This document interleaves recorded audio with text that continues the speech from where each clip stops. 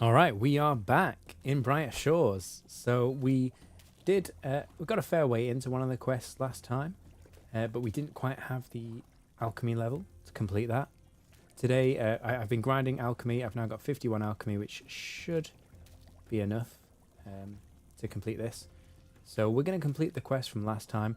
We're also going to do some cooking training because our next quest is going to need a higher cooking level, or chef level, I should say. If we can get the levels today, we'll also do the second quest, but we'll do at least one quest today, and then we'll try and get the levels for the next quest. If we don't do it this time, then we'll do it on the next Brighter Shore stream. So yeah, welcome back everyone. Hope you're all doing well. I am really happy to be back in Brighter Shores actually. It's been, I took a long break in the middle, and yeah, it's really nice to be back.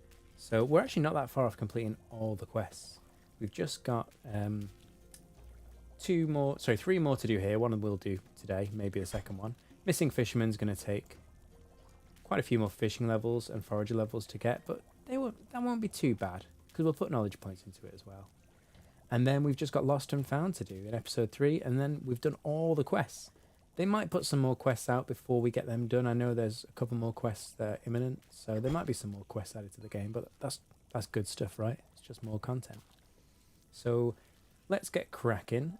We will go sell this stuff we've just made AFK. I think we only made one. Yeah, there you go. Sell that. We'll put this stuff in the bank. And I'll just kick off, because I know people are trickling in. Before I go straight into the quest, I will go and do some of these bounties. I think these are about to refresh, are they? 3 minutes. Oh, okay. Well, we've already got a full set of bounties. So let's make some of this stuff, because this is really good cooking training. So yeah, let's see what we can, how many levels we can get. So first of all, we need sausage. I wish you could rearrange these to make it easier. Chicken and leek pie. We've got a lot of chicken and leek pie. I don't know why the colours of the names are different actually. Right, so Quartermaster and Lance Corporal are close together. We'll do those two first. So we need 8 chicken and leeks, and oh no, he's on the walls. All right, well, there's no one else by the Quartermaster, so let's do the chicken leeks to start with. Chicken pies, I'll call them. That'll be easy, wouldn't it? By the way, if you are watching on Twitch, hopefully, if I've done it right, there should be a mini game on the channel, a Pokemon catching game. So if you fancy, you can click the Get Started button on the stream. If you scroll down on the stream, there's a little Pokemon mini game you can start.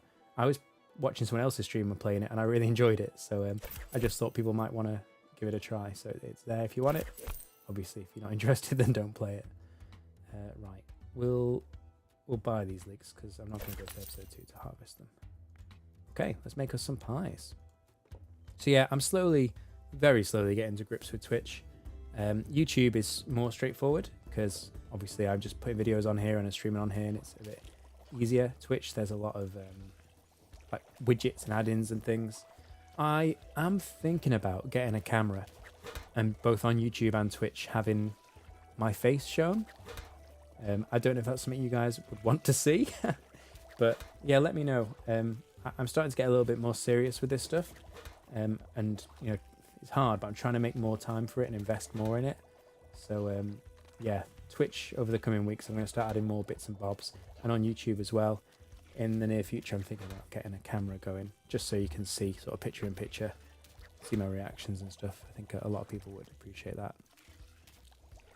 Right, let's cook these up.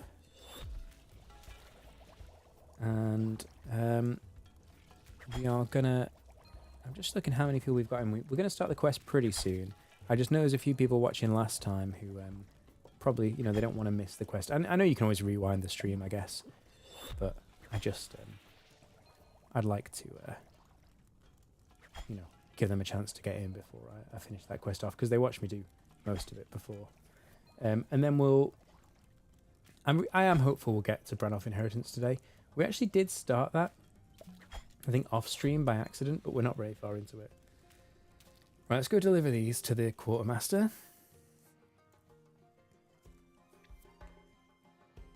Now, when I'm between streams, I'm going to be focusing on getting the levels we need for the future quests. So for Hopeport, we need our chef level right up. I think we've actually already got the alchemy level. And we'll also need our fishing and forager up. So I'll be working on that between streams. And then, of course, in the long run, we're going to need a lot of our Mines and Mantaban skills up for this Lost and Found.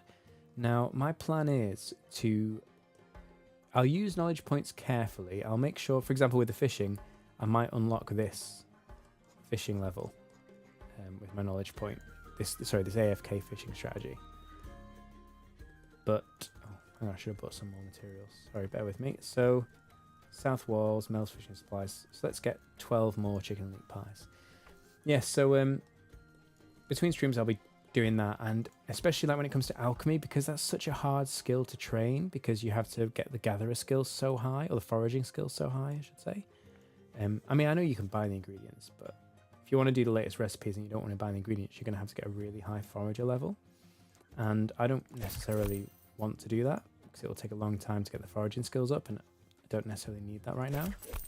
So my plan is to put all my spare knowledge points into alchemy, and also my AFK training as well, because I've unlocked the chopping spines, which don't need any ingredients.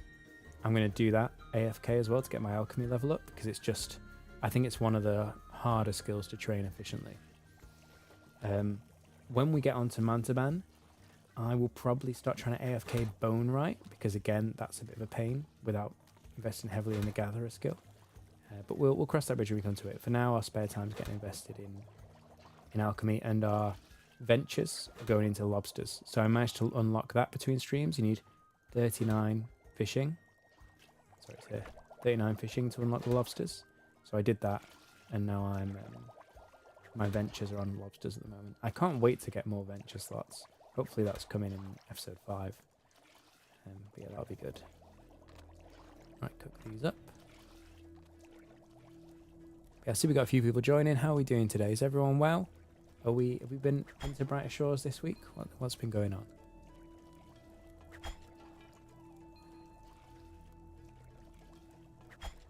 Right, okay.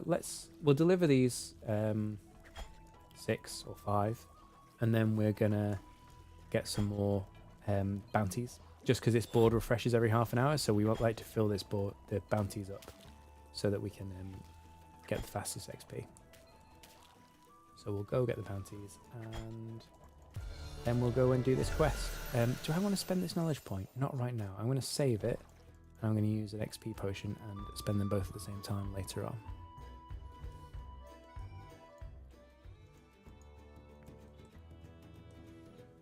I have been working on the room locked video this week as well.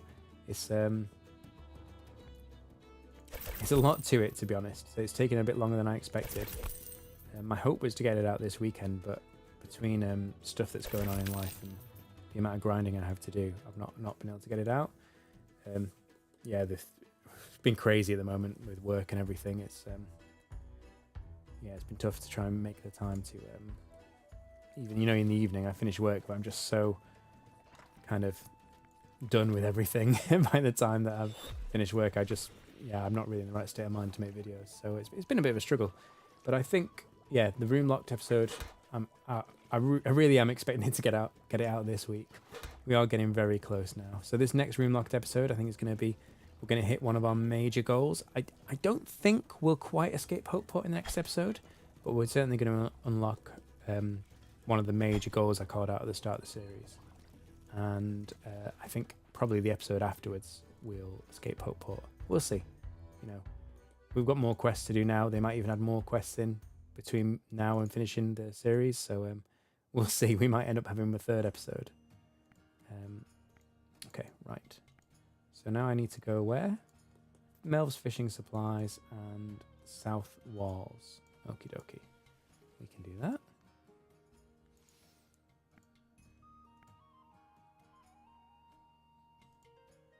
I'm not going to go all the way to Rocky Road, to be honest. I will. I'll do these 3, and then I will go and do this quest. So last time on the stream, we started Herbalist Hurdle because it tells us we need 40 to 49 in Forager and Alchemist, and we had like 40 or 45 or something. So we wanted to try our luck, and we managed to forage the lunar fruit, but we didn't have the alchemy level at the time to do anything with it. So now we've got that, we're going to go and make this special potion with the siren scale and the lunar fruit, and then we're going to see. I don't know whether we'll finish the quest or whether there'll be another stage to it. We'll see. But yeah, we did that last time. So what we're doing is 1 week we're doing RuneScape, and the other week we're doing Brighter Shores. So last week on RuneScape we did the Phantom Musper quest, and the week before we did the we started the Herbalist Hurdle. We also did some trading in Brighter Shores, because if you haven't played in a while, you might not realise. Where's this guy? Oh, I want to use... What? Why can I not give him his food? Lance Corporal Frost. I don't have... Did I put the food in the bank? Am I losing my mind? Where's the food gone? I think I put it in the bank. Sorry, trying to talk and do things at the same time is failing me here. Yeah, so we did some trading last time in Brighter Shores, which was cool. We went to the mines of Mantaban and found someone who's smithing and sold him some ore, which was pretty cool. So it's nice that that's in the game now. I'm still hoping for like a grand exchange, or some kind of place where you can list offers rather than just having to trade individually. But it was still cool, so we did that. We started Herbalist Hurdle, and we did a little bit of training. So yeah, that was good. But we're ready to get into the swing of questing now. And because we're doing Brighter Shores 1 week and RuneScape the next, I'm hoping that's going to give us enough time between quests to get all the level ups we need. So you don't have to watch too much grinding on the stream. Like, it's nice to see a bit of the process, but I don't think you guys want to sit and watch me like just do only grinding. I think we want to put some quests in here as well. What on earth did I do with those pies I just made? I think I'm losing my mind. I must have sold them? Did I actually sell them? I'm so confused. I didn't put them in the bank because you can't bank them. I'm so confused. Oh, I know what happened. I didn't make the extra 2. I just made enough for the fishing shop. Oh, that was the mistake. Okay. I sold them all to the fisherman. Fine, okay. So we're gonna make 2 chicken leek pies, 5 sausage and mash. So 2 of them. 2 of them. We've got the potatoes in the bank already, so we don't need to buy potatoes, but we do need to buy 5 sausages. 1, 2, 3, 4, 5. And rocky jellied eels. I think we've got rocky eels, maybe. I'm not 100% sure.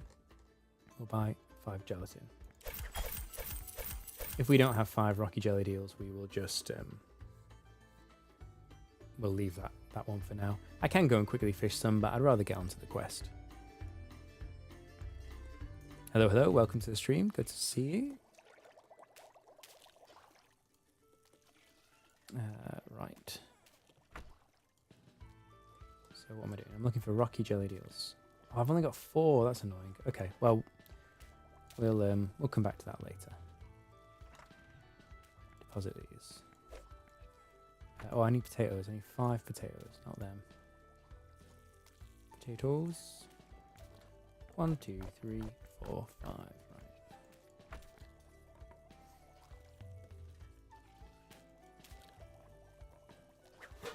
It's quite busy in this kitchen. I think this is the busiest place in Brighter Shores. Certainly in episode 1. Don't know why it's so popular, but people love hanging out in this kitchen. Look, here's Missing Pear, our regular viewer. He's just standing AFK in the kitchen. Yeah, it seems to be. I guess it's because of the room system. Like every time you come in, there's different people. Although, because people you're friends with, you will obviously see the same people again and again, because it'll try and put you in the same room as friends. But yeah, it does always seem to be a full room, which is cool. Normally there's a bit more chat going on, I find, but it's very quiet tonight. It's quite a good AFK activity, to be honest, cooking. I think that's why it's so busy. Hey, Costume Cats, good to see you. Yeah, it is relaxing, just standing in the kitchen, just clicking every now and then. Yeah, it's quite a good second monitor thing to do, isn't it, as well? How are you doing, Costume Cats? Have you had a good week? What have you been up to? Oh, also, let me know if you can see the new Pokemon game plugin I put into Twitch. Because, I mean, it might not be your thing, but let me know if you can see it at least. Because it's my first time putting extensions in Twitch. No, I'm not really sure what I'm doing. So hopefully it's worked.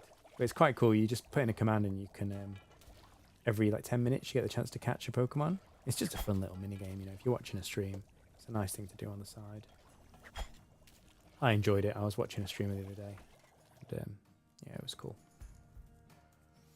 Right, so I'm taking these to the walls and to the scrapyard. And then I think we just need to go up to this alchemist, actually, after that. To make this potion for the quest. I'm guessing we're going to get some alchemy and cooking levels. No, not cooking. Alchemy and forager levels from this.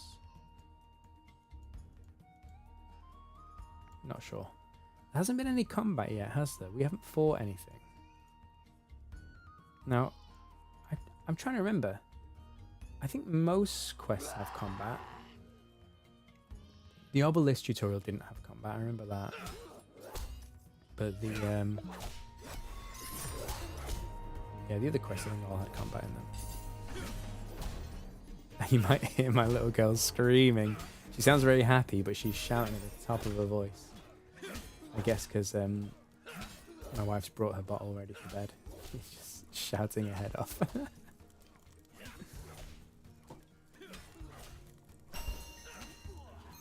Oh, cheers, Custom Cats. Thanks for checking. Yeah, I mean, I don't want to overload the stream, but I need to get a bit more familiar with Twitch and put a few more fun little things in there. I'm going to start working on that. And like I said at the beginning of the stream, I'm going to, I'm thinking about putting a webcam on as well. But yeah, I don't know. I mean, I don't know if you just want to see the game or whether you want to see a picture-in-picture of my reaction. But I've got a pretty good camera I could use if I can get it set up. But yeah, I'm slowly trying to make the streams more professional. Like I always say, you know, when I make my YouTube videos, I always try and make every video better than the last. And I'm going to try and do that with streams now. It is hard to find the time, you know, like everyone, we're all busy.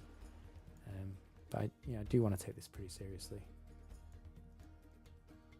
So yeah, that's what I'm working on next week. I'll be doing my research. But yeah, if you know any good Twitch extensions that you want to see as well, let me know. If you're on YouTube, sorry, no extensions, but you can enjoy the picture-in-picture at least. And obviously then it's easy to get to all my videos as well.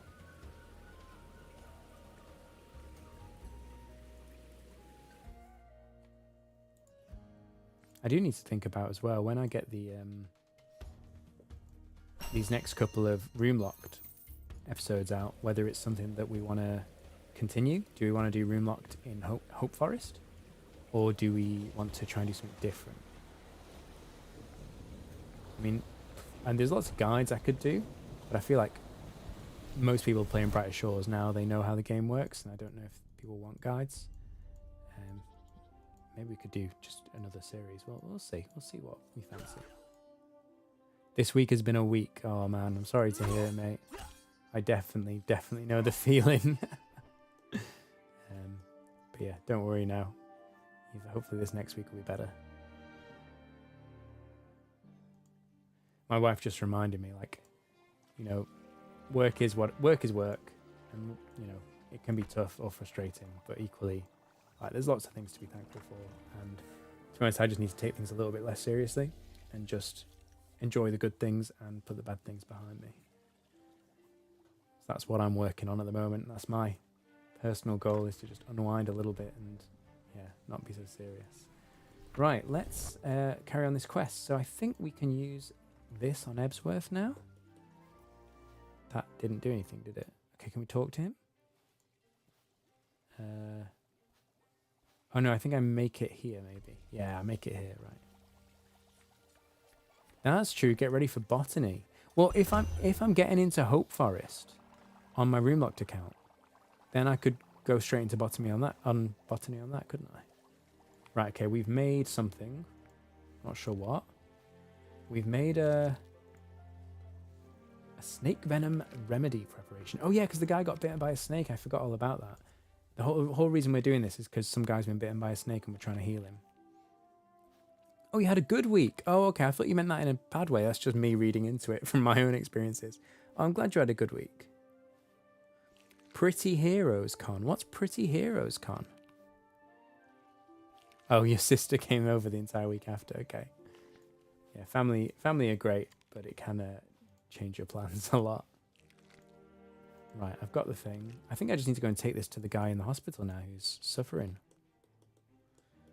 But yeah, is there a timeline on when Botany is coming out? Because they said they're going to completely rework Gatherer and make it so it's not just a reskin version of Forager, and they're going to call it Botany.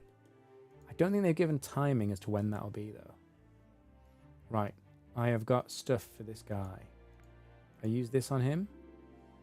I need to make it into... Oh, I'm so thick. I need to use it in the potion maker over here. Okay, we can do that.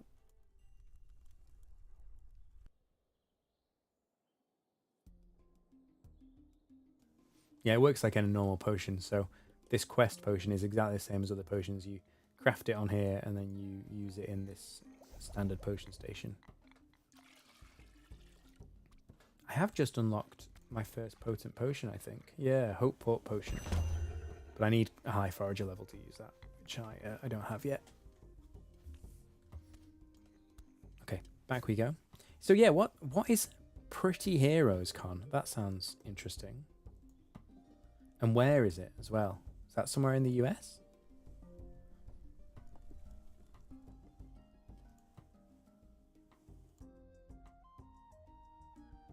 Right, let's use this on the guy. Let's have a look at what it is, first of all. Snake Venom Remedy. Well, that sounds promising, doesn't it? Oh, we got a cutscene.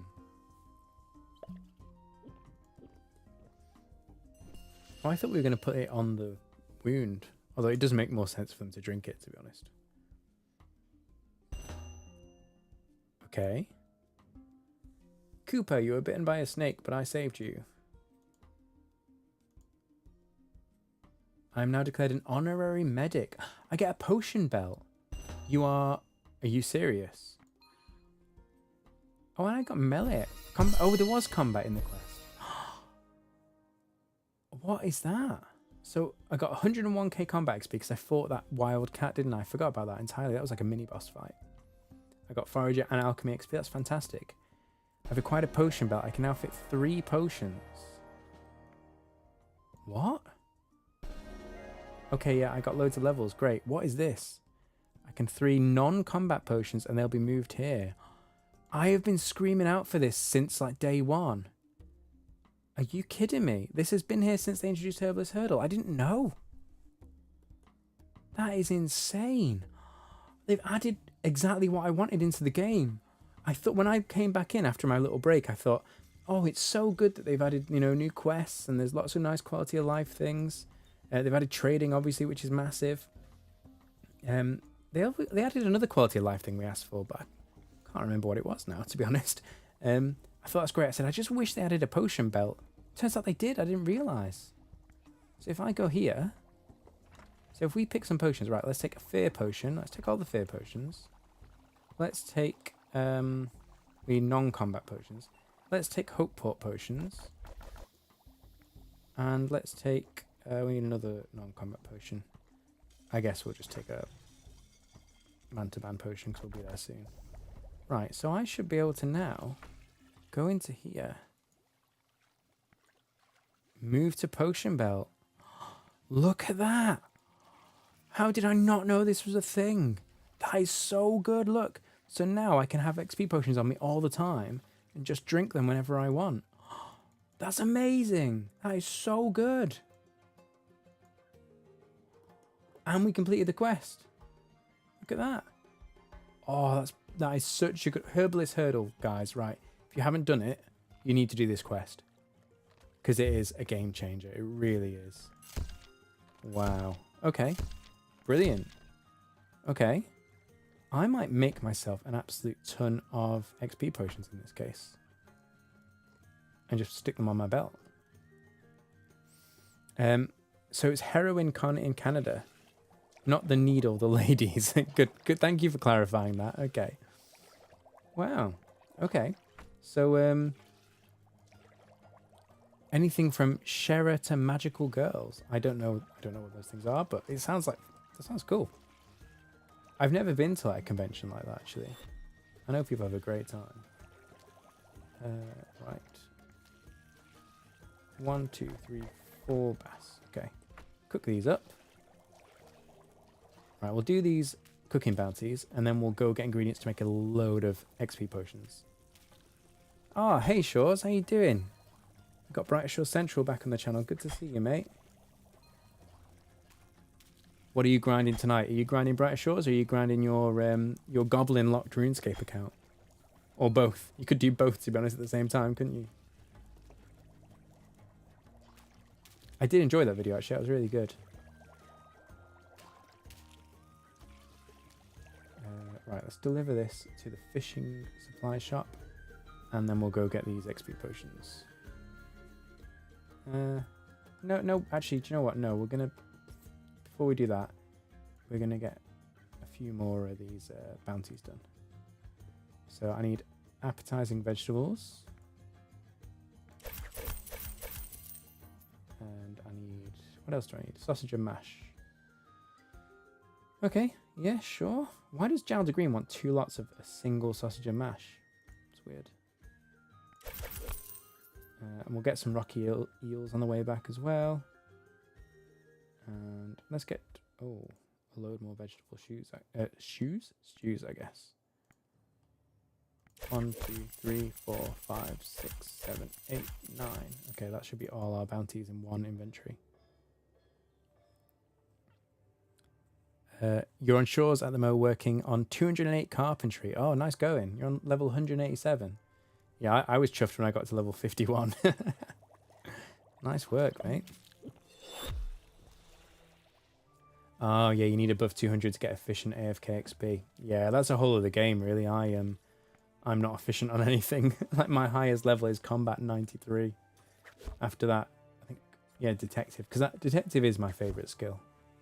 At least it was initially. I don't know if it's going to be by the end, because all the professions, you know, they're a danger if you do it too much of it being more and more of the same thing.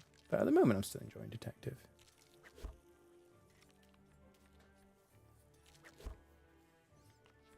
So is that what you're doing at the moment? Because you must have got your Hopeport cape now, right? Bright Shore Central, you've got your 500 in all Hopeport skills, right? So now you just getting like 200 in all the professions? What's your next goal?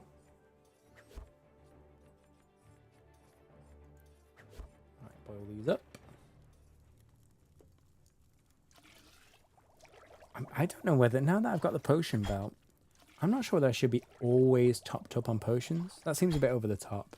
I think just use it before I hand in a bounty is probably a good call. Your knowledge pointing and training carpentry, or one of the crafting skills to 200. Oh, for me, sorry.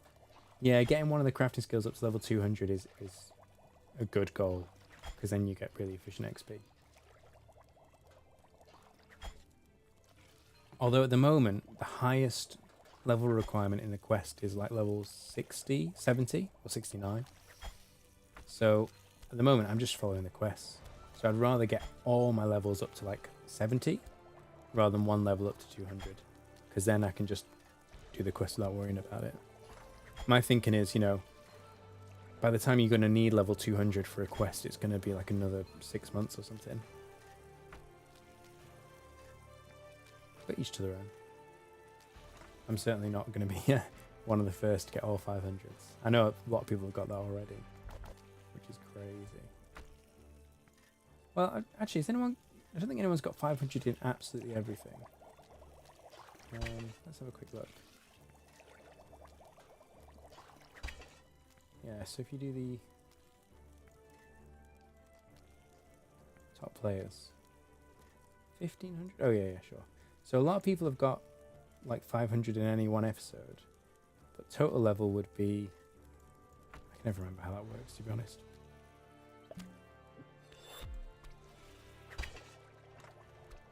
So it's 150, 300, 700 plus. This goes up to what, like 5,000? 2,000, okay. So 2,700 is max total level. So one person is 44 levels away. So yeah, no one's quite gone max yet. Close though. Alright, let's fry these up. Irksome's getting close. Yeah? Irksome. Can I find Irksome? You can't search on the leaderboards, can you? You can only search for friends. Unless I'm being thick, which might be the case. Yeah, you can only search for people you've added as friends. Right, let's go deliver these, and then we'll be ready to get some XP potions. You can't afford the cape for the hope pot. Oh man. Well, congratulations on getting the levels. Yeah, can't believe you can't afford the cape. I mean, how much is it? I bet it's a lot of money, right? Right, sit for my hope pot potion. And we will give you your pass. There you go.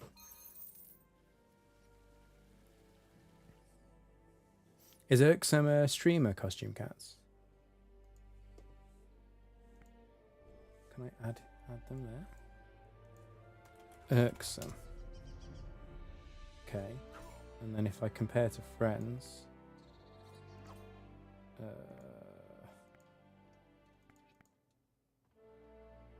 leaderboards, friends rank.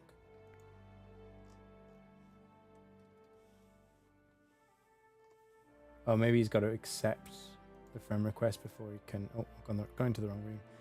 Yeah, maybe they got to accept the friend request before it shows up here.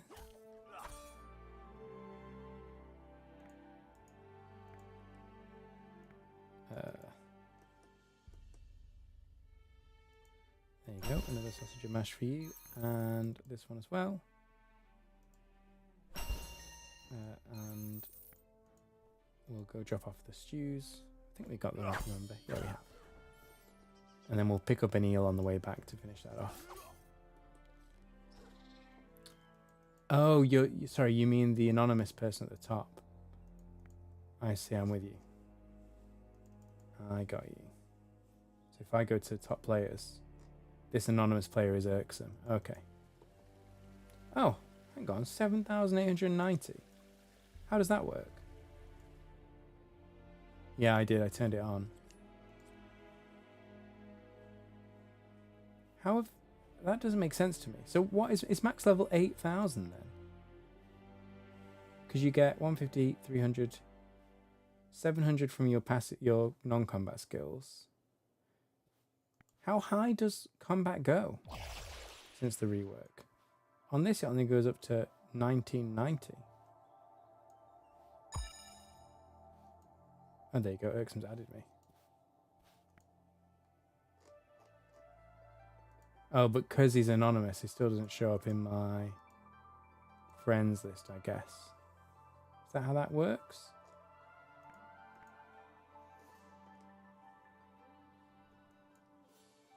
I'm not sure. 9,000 levels total. Oh, so really? So that means that the combat goes up to what? 8,300? Really? But the highest level enemy you unlock is only level 1990. That's a bit strange, isn't it? I guess it's because they're planning for later episodes. Oh, I don't know what... Okay, I'm being stupid. I was thinking max level was 50 for some reason. Yeah. Sorry, it's 500. Yeah, 1,500, 3,000, 7,000. Oh yeah, and 2,000 combat. Yeah, I'm just being thick. So the max level you get to is 9,000. Okay. Yeah, that makes a lot more sense. Well, and Irksome's still like 1,000 levels away then. It's not that close.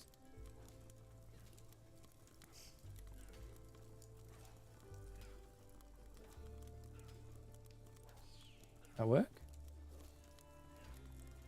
Have I gone to the wrong guy? Yeah, I have. Okay, I need to go to North Wales. Alright, we'll do that. We'll go to North Wales. And I need to remember to drink the potion as well, actually. Sorry, I just changed the resolution Don't know if that came across in the stream. It's a bit better now. Oh, okay. We're not looking for combat right now. We've done plenty of combat in the past. So I've got a total of 5 potions on me now. I've got these 3 passive non-combat potions, and I've also got 2 combat potions. Oh, so good! I love that. Right, let's drink the XP potion and give that to this guy. Let's run all the way to the rocky road. So I think we need to get about 20 levels in cooking till we can do the next quest, Brannoff Inheritance. So, I mean, it won't take too long, but we'll see how fast we get the levels. I mean, what's my highest thing I can cook? Oh, bass, and I've got an absolute ton of bass in the bank from my fishing training. So we could go and cook a load of bass up, actually. We might get levels pretty quickly, especially if we use the potions. Now, to make the potions, this is the feature they added that I was asking for as well. So they added the potion belt that I was asking for, and they added the ability to look at recipes on the go. So I'm not in the apothecary. I can't see the recipe book there, but I can go into my menu, and I can say, right, what is the 6% XP potion recipe, and it shows me here. So I don't have to go all the way back to the apothecary to get the recipe. Yeah, I need a much higher foraging level for that, so I've still got to make the basic one. So periwinkles and horn shells is what we need. Oh, I shouldn't have stopped because I've got to go hand in this thing and my potion's going out again. Hey Sandstormer, good to see you, mate. Yeah, thanks for welcoming me back. It's been well, I came back 2 weeks ago to check out trading, and but before that, I think it had been like 3 or 4 months. I think I basically took my own advice because I put that video out back in sort of February time, March maybe, that said, you know, is Brighter Shores dead? And basically the conclusion, I mean, I go into a lot of detail in the video, you can check it out, but the conclusion was, if you're having fun, then play it, enjoy it. But if you're not having fun, like, don't ruin it for yourself. Just take a break and come back to it when, you know, there's stuff added that you want to check out, but don't feel forced to play it just for the sake of it. And I got to the point where I was like, do you know what? Actually, like, a lot of what I was doing was repetitive. So I took a few months out and I focused on RuneScape. Also, I had so much RuneScape footage from leagues that I'm still working through. I've still got my league series. Yeah, I had plenty of stuff for YouTube anyway. So I was like, do you know what? I'm going to focus on getting that out. So I had like 3 months without playing Brighter Shores very much. But it's so good to be back. I am loving it. I am absolutely loving it. So what are you up to, Sandstorm? And are you still playing Brighter Shores? How are you finding the game?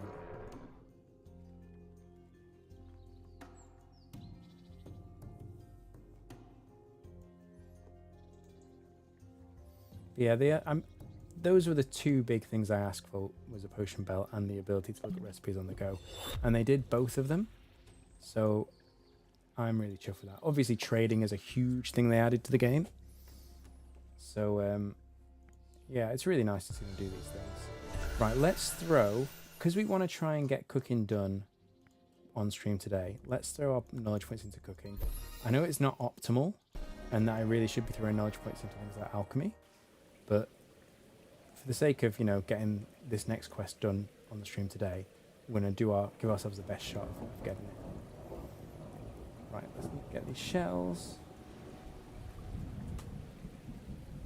You play every day? Ah, cool. Yeah, I saw Project Milestone. I saw they mentioned it. They're looking to make the game less repetitive, aren't they? Because their original plan, well, I think still their plan, is to try and not put what's the word, like a ceiling on the content, and to say, rather than like limit everyone to like level 50 or level 100, we're gonna have levels go up to 500 and 2000 in combat. The problem with that is, you know, when you're a small studio, you can't just make 500 levels worth of novel content in every profession. So what they've done is, to begin with, they have basically recycled the content.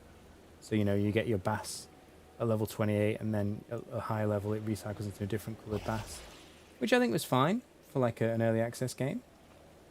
But people complained about it, which you can understand. So now they're saying, look, Project Milestone is all about changing that up. So we don't have the same, or you know, similar recycled content. They said they're going to try and make the game feel less recycled. And they've put that over and above episode 5, which is interesting. If I'm honest, my in-game name is Gold Rocket. Is it, actually?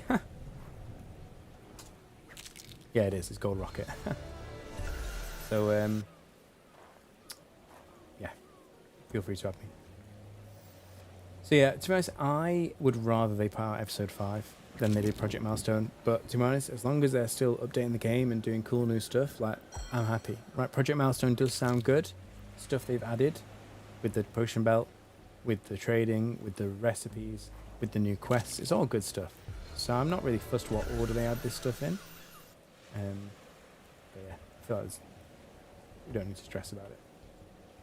But yeah, it'll be interesting to see what else comes in Project Milestone. You hope they uncap it and just scale everything down to 200. Oh, really? Hey, Sure Central. I am... So this account is a trader.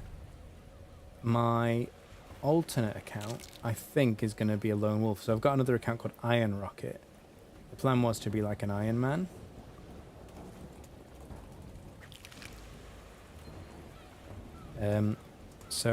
But then the question is, like, so my Iron account, in quotes, is really high forager level. And they did say they're going to add the ability in the game to trade between your characters. So if they're going to do that, then it kind of feels a bit off to have your best forager being a lone wolf.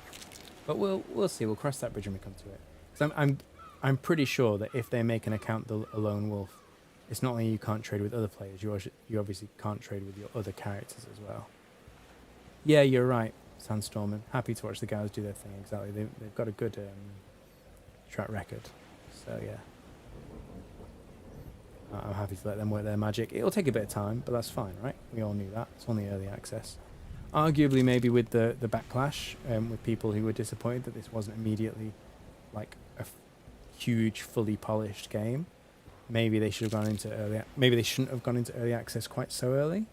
But to be honest, there was lots to enjoy and lots of people having a lot of fun with the game. So why keep it behind closed doors? Yeah, if you're an Iron, yeah, you can't. Well, at the moment, nobody can trade with their own characters. It doesn't matter whether you're an Iron or not. There's no way to trade across characters on the same account. But they did say they're going to add a way to do that, like a shared chest or something. But if you're an Iron Man, then they're going to have to block you from using that as well. So, yeah, Costume Cat said uncapped levels are just better. I don't really know what you mean when you say you hope they uncap it and just scale everything down to 200. So you're saying... No, I don't get it. Sorry. Right, okay, we've got a load of shells. Let's go get periwinkles and then we'll make ourselves a bunch of potions.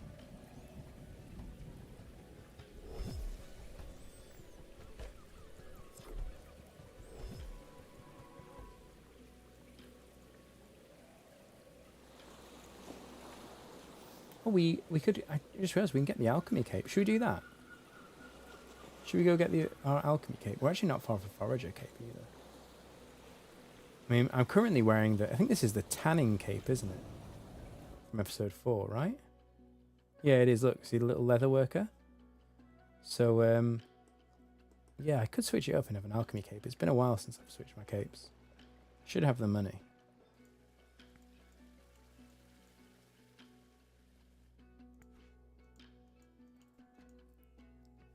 Uncap means there isn't any content past a certain level, but you can still level up. Oh, I see what you mean. Okay, so yes, still don't create more mobs or more skilling nodes or whatever. Keep the ones you've got, but let people still gain XP. Yeah, Why not? I mean, to be honest, it doesn't factor in for me because I don't think I'm ever, well, certainly not in the first year, am I going to get more than level 500 in anything.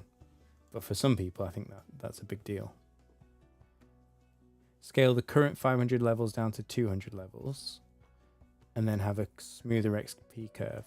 Yeah, I mean, I don't know enough about the maths behind it to really say. Oh, it's a weird cape, isn't it? The alchemy cape. It's very round. Look at that. All right, we're going to spend 504 silver. Here we go. Boom. We've got our first alchemy cape. To be honest, it's not the best looking cape, is it? But it's something novel. You know, we want to celebrate our achievement. So, yeah, we'll wear our alchemy cape. The XP curve in Bright Shores is insanely exponential. Is it? I have heard after 200, the XP massively shoots up. Yeah, in RuneScape, magic logs are 2.5 times what normal logs are. Kelp is 11 XP, right? Oh, I didn't get the periwinkles. Let me get some periwinkles. So, yeah, in Bright Shores, Kelp is 11 XP. So what is... The final monument piece is 21,000 XP. Oh, wow. Yeah, that is...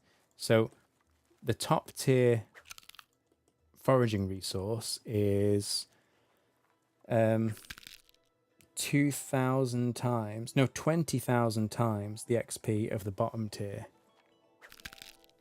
resource. So I'll say that again, right? If you get the top tier foraging resource, you are getting 20,000 times as much XP as getting the bottom tier resource. Whereas in RuneScape, if you get the top tier or the second to top tier woodcutting resource, you are getting 2.5 times the bottom tier woodcutting resource. Not 20,000 times as much, you're just getting 2.5 times as much XP. So yeah, I see exactly what you mean. The curve in Brighter Shores is crazy exponential if that's true. I would have to forage 20,000 brown kelp in order to get the same amount of XP as one monument piece. Your mining ventures are giving you millions of XP. I did do mining ventures for a long time actually. My passive was the getting that ingredient for the explosives. But I stopped doing it because I just had so many and I wasn't using them. And also I needed the fishing levels for the quest, Missing Fisherman. So I switched it to doing Orange Lobster as soon as I got the fishing level for that. But yeah, I did the mining ventures for a little while.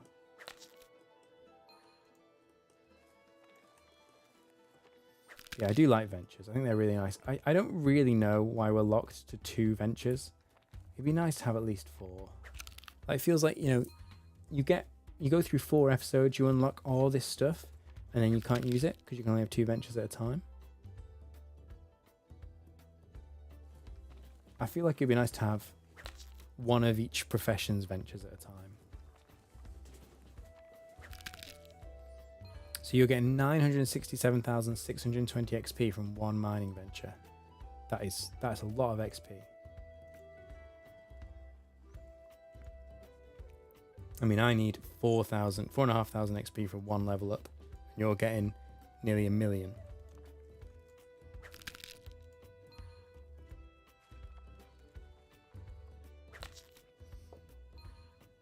That is bonkers. I mean, good for you though. Great.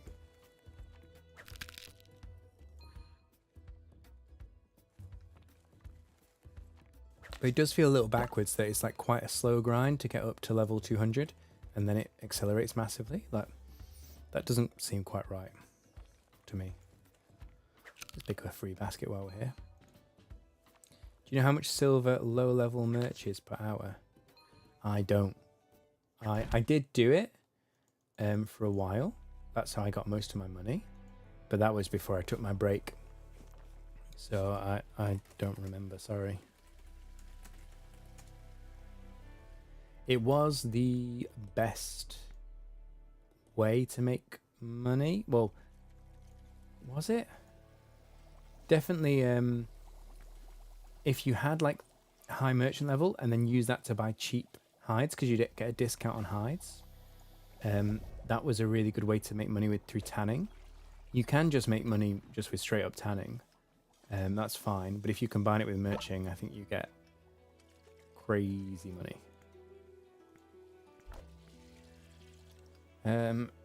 Right. I need my shells, don't I? There we go. I already had loads of shells in the bank. Is it just periwinkles I'm short on? Yeah, okay. Well, we won't get any more shells. We'll just get periwinkles. Max level tanning is 6 gold an hour. Wow. Bearing in mind that I have 1 gold is my total bank. So post 200, if you passive on level, it's around 1 level every 9 hours AFK. Yeah. Yeah, so after level 200, that's when the AFK XP really kicks in. Yeah, leatherworking's the best money. I mean, you can just sit there and just make loads of money on leatherworking. But if you want to switch it up and do some merchanting, like that's the best of both worlds. Because, yeah, you get a bit of variety, but also the merchanting helps you get discounts on the raw hide. So you get even more money from your leatherworking. So yeah, if you're just in it for the money, I'd say if you literally just want to do the same thing again and again and get loads of money, do leatherworker. If you want to mix it up slightly, do merchant and leatherworker. And obviously, if you want more variety, then do other things. But yeah, if you're in it for the money, it's great. Has anyone done any like trading, like for actual like money making or anything yet? Because you could do things like you could forage and then come and sell stuff here in the apothecary, or you could go and mine like I did and then sell that in the smithy. Like that's how I found my first sale.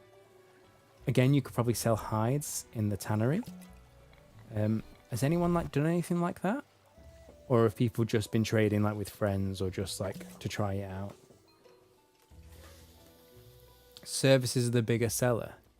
Oh, hi, Missing Pair. Good to see you, mate. So the goals at the moment are we're trying to get to like 50, I think it's 56 chef, so that we can do Brannoff Inheritance. We've just done Herbalist Hurdle. We've got our potion belt, which I didn't realize was a reward for the quest. It's so good. It's what I've been asking for since the beginning of the game. I can't believe they put it in the game. I didn't even realize. So that was really good. Now we're just trying to get to Brannoff Inheritance, which is doable if we put our knowledge points into chef as well. I think we'll get there on stream, but it's a little grind. So the services are the bigger seller, so porting stuff to banks. So like porters to bank the mats while you do them. But how can you bank materials for somebody else? Oh, I see. So they trade it to you. So someone's like foraging and you stand there, they give you all the stuff, you put it in your bank, and then you both go to Chronopolis at the end of the session and you shift all that stuff from your bank into their bank and they pay you. Ah, okay, that makes sense. Yeah. Yeah. What about like people doing combat and they want like high level combat potions, but they don't want to train alchemy? I mean, that's going to be I think that's probably going to be the biggest moneymaker, right?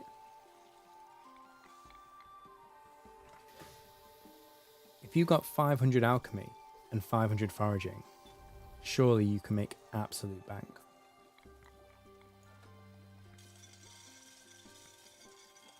That's what I would have thought anyway.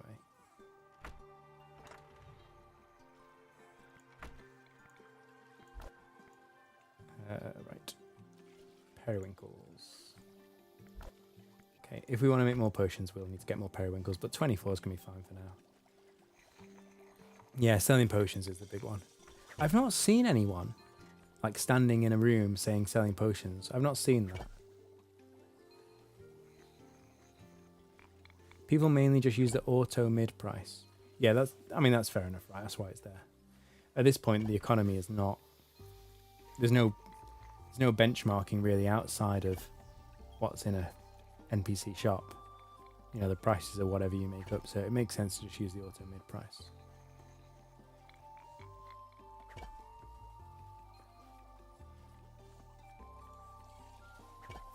Are the dedicated... Oh, wait, sorry, dedicated sites. Do you mean dedicated websites?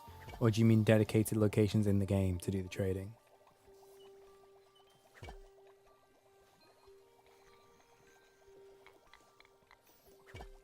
In a lot of games, I have done, like, merching and trading. Not merching per se, but I like the idea... Like, on EVE Online, I did a lot of trading. A lot of... Well, really, like, getting resources and selling resources, or building ships and selling ships. I didn't do like merching, like buying and selling the same things. I do normally like that, but in this game, at this stage in the game, I've not really been that attracted to doing trading. Adothria.net. Why does that ring a bell for me?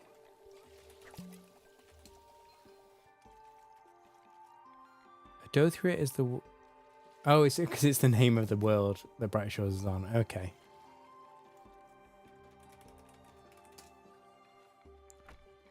Oh, so there's a website for organizing your trading. That's cool. So who runs this website then? It's not an official one, is it? Is it like linked to the wiki, or is it it's not linked to the developers, I guess. Demonly runs it, so it's an independent one. Interesting. Cool, good on them. If I run out of bottles again, I'm sure I didn't. I'm sure I bought some not that long ago. Have I run out of money? Oh no. For a second then. Okay, cool. 900 bottles. That'll last me for a while. Throwing resources into a GE type thing would be better than into a vendor. Feels like you're greasing the wheels of commerce and not just casting it into the void. It's true. So for like a player run economy, you want to be selling it to the GE. Well, yeah, it feels better, doesn't it? But that will always lead to inflation. If you don't have some mechanism to delete assets from the game, there will always be inflation, because, you know, there will always be more of something. There will always be more supply, always incoming. And if there's nothing deleting that supply, the value of... Hang on, have I got that right? Yeah, people will have more and more money coming in, so money will become less valuable. So that's inflation. But at the same time, the problem with video games is, as the money becomes less valuable, the items also become less valuable because the game's getting flooded with them. So you have this massive gap where it's just not worth selling your items. So you've got to have a way to delete money or items out of the game to avoid that. And selling them to vendors is a way to do that. Who's comfortable in running it for fun, ad-free? Oh, Demonly is a software dev, and he's comfortable to run that site for fun without ads. That's cool. Good on him. Really good. Classy guy.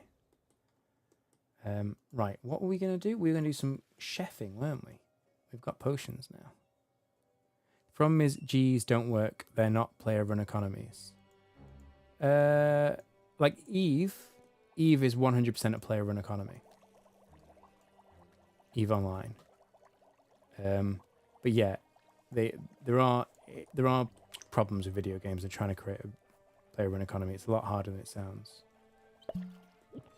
Yeah, the only gold thing at the moment is enchanting. Yeah. I mean, I'm not an expert. I'm not an economist or a game designer, but it is really tough to get that. Player-run economy is ideal, like we want it, but it's a really hard balance to strike.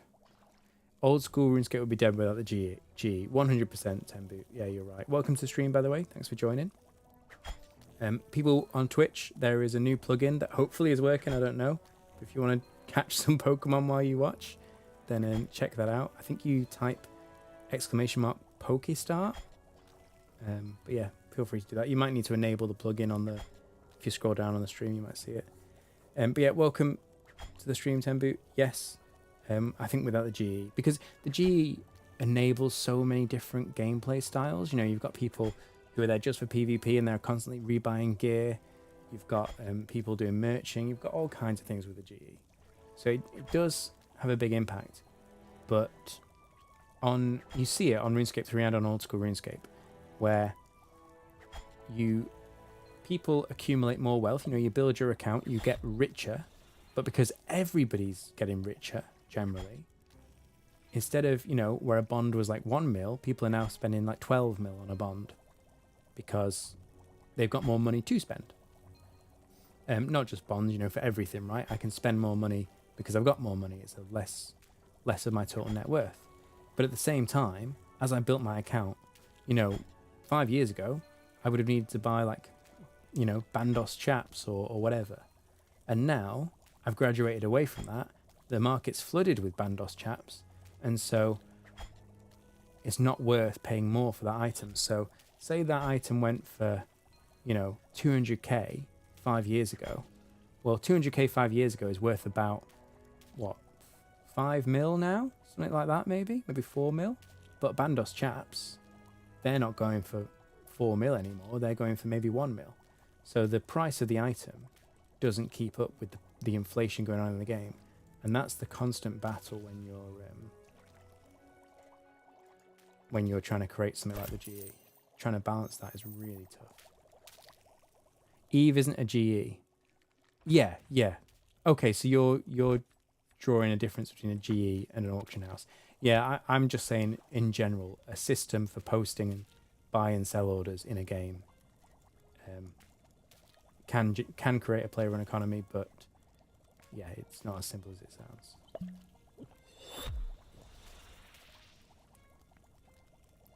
Oh, so you're saying Eve is an auction house at a specific space station, and that's the important part.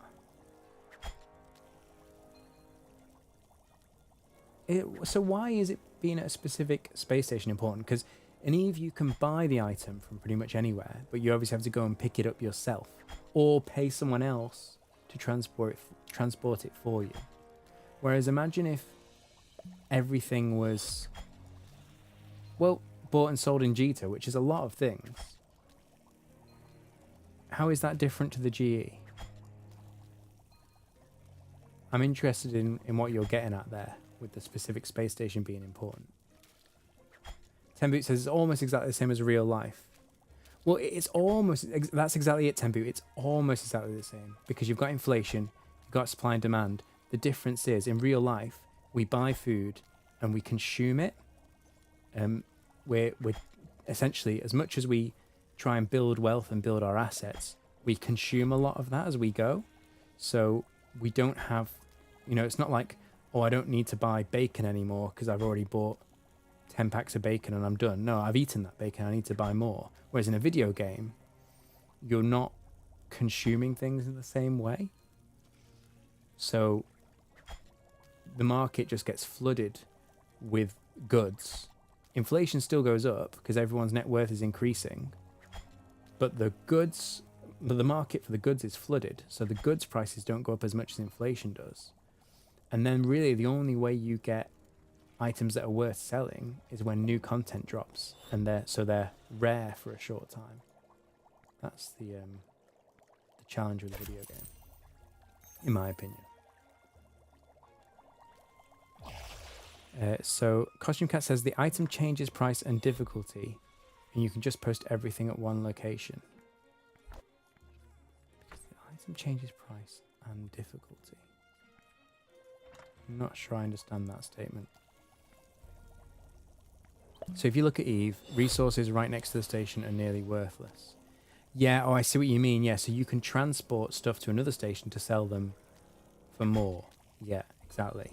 I mean, that's kind of like the same as buying them nearby. Hello, oh, hang on. Hello, Storman. Good to see you, mate. Let me emote. Oh, that's not the right button.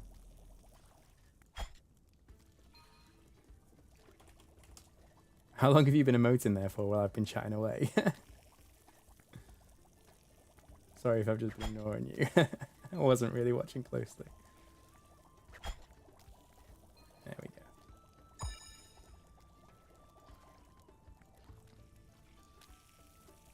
go.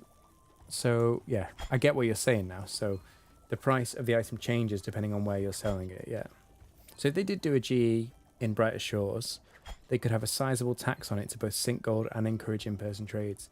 Yeah, I like, if you look at Eve Echoes, which I did play for a while, the taxes in that are insane because they are trying to push microtransactions, basically. So they're trying to take money off people so you feel forced to do microtransactions. So there is a balance, like, but like the GE tax they added in RuneScape, actually I think was a positive step to curb inflation. It wouldn't fix it, but it helps a bit. But striking that balance, you need a small tax just to delete money from the game without it like putting too much pressure on individual players. Invention fixed it in RS3. Yeah, you do sink a lot of resources in Invention, but then again, you sink them into components and then you can sell the components. Yeah, you're right. The fact that you break down Armadillo armor for fortified Missouri in old school is similar. Yeah, that's a good point. Yeah, basically games need an outlet like that, don't they? They need a way to delete stuff from the game, basically. And in Brighter Shores, the way you do that is by selling stuff to vendors. But no one wants to do that, right? We'd much rather sell our stuff to a player if we could. It just feels better, right? Okay, let's spend these knowledge points. So we want to throw it all into Chef so we can try and do this quest today. I'm not promising we'll get there, but I hope we can get enough levels to do the Runoff Inheritance today.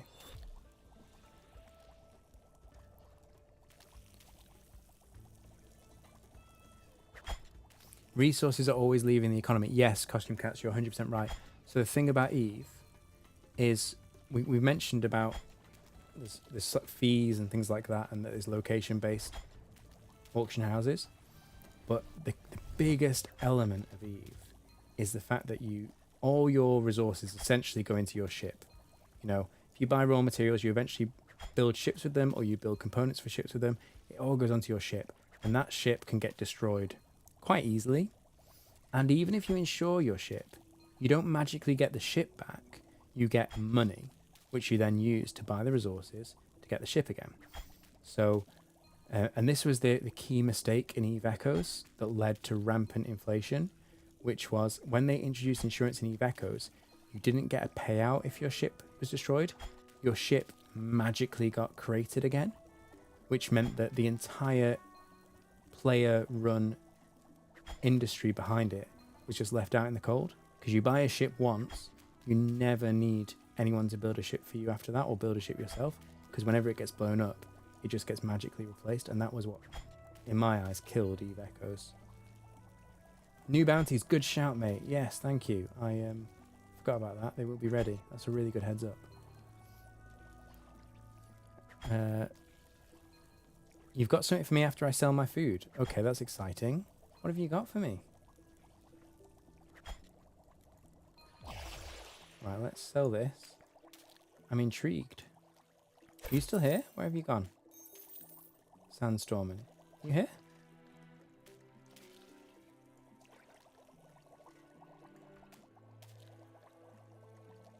Right.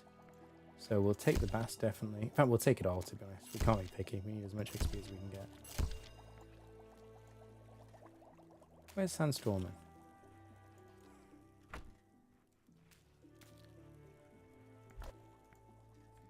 Right, we want... Oh, we need to go and buy more stuff. Okay. Oh, we never picked up the eels, did we, on the way? Thanks for the heads up, Missing Pair. Yeah, I forgot about those bounties.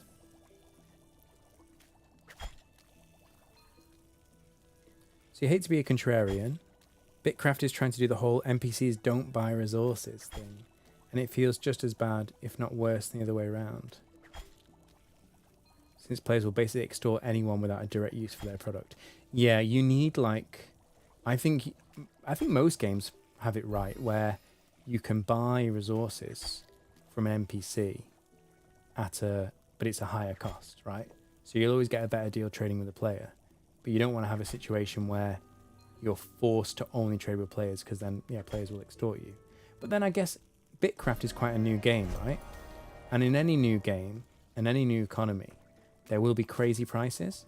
But once people figure it out, like if someone's trying to extort players, someone else will come in and undercut them. So in the long run, that might work out for Bitcraft. I'm not sure. That's alright, no worries, Sandstorm. Give me a shout when you're back, and then We can see what this surprise is. I'm intrigued. Right, so we need to make 8 pies. We don't have the inventory space, so let's make some sausage and mash first of all, and then we'll make our pies. In fact, we can make a few pies, right? Let's make 1, 2, 3. 1, 2, 3. And 1, 2, 3. Okay, that'll do for now. So is the other issue over undercutting? Oh, I see. Oh, I've got you.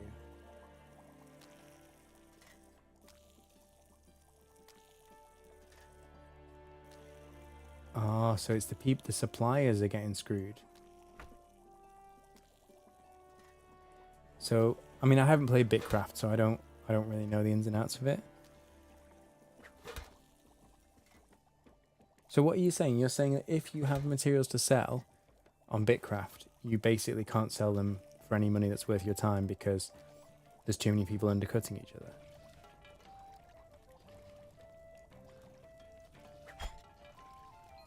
Oh, that sounds rough. You've got a Mexican standoff where nobody's listing anything to sell, and everyone who wants to buy stuff is a scammer. Okay, that's rubbish. I mean, Bitcraft's very new, right? And they will be tweaking the game and changing things, and you know, and the economy and the society, as it were, in the game will be developing. So, you know, just because it's a problem right now doesn't mean it'll continue to be a problem. Yeah, Bitcraft's going to have wipes. Yeah, it is true. So even if the economy's bad, they're going to reset the economy anyway, and they can fix it with, you know, tweaking the game. People just refuse to buy anything without an insane deal. I mean, that's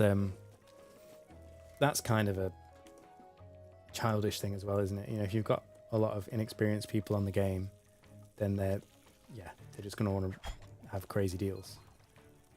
They don't understand how the real world works, and then you need to give like fair deals to people.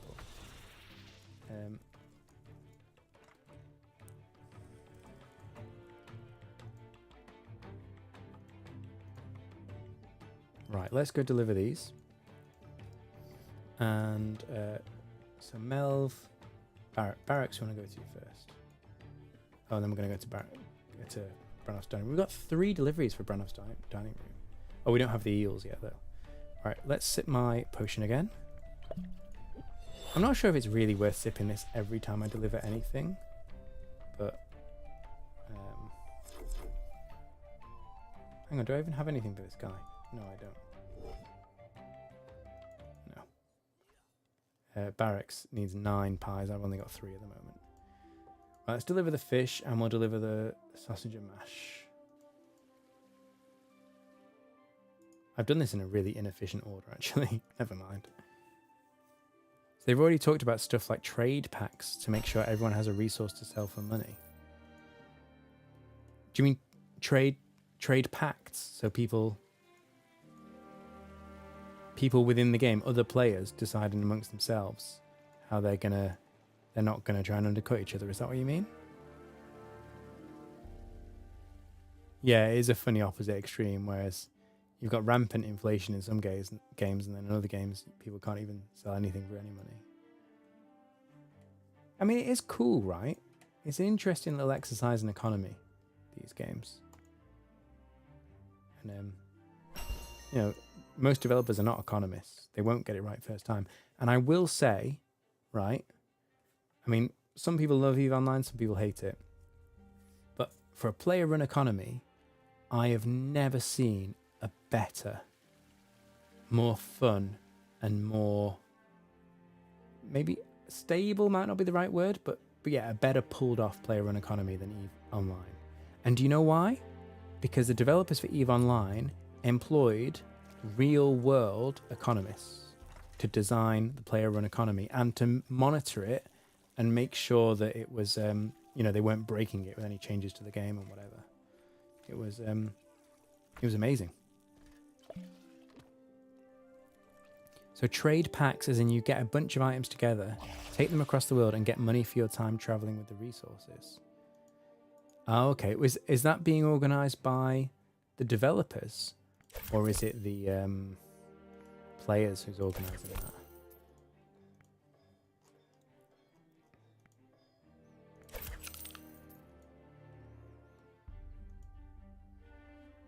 It's not free, but it's a great way to tell people to get lost. Yeah, okay. Fair enough.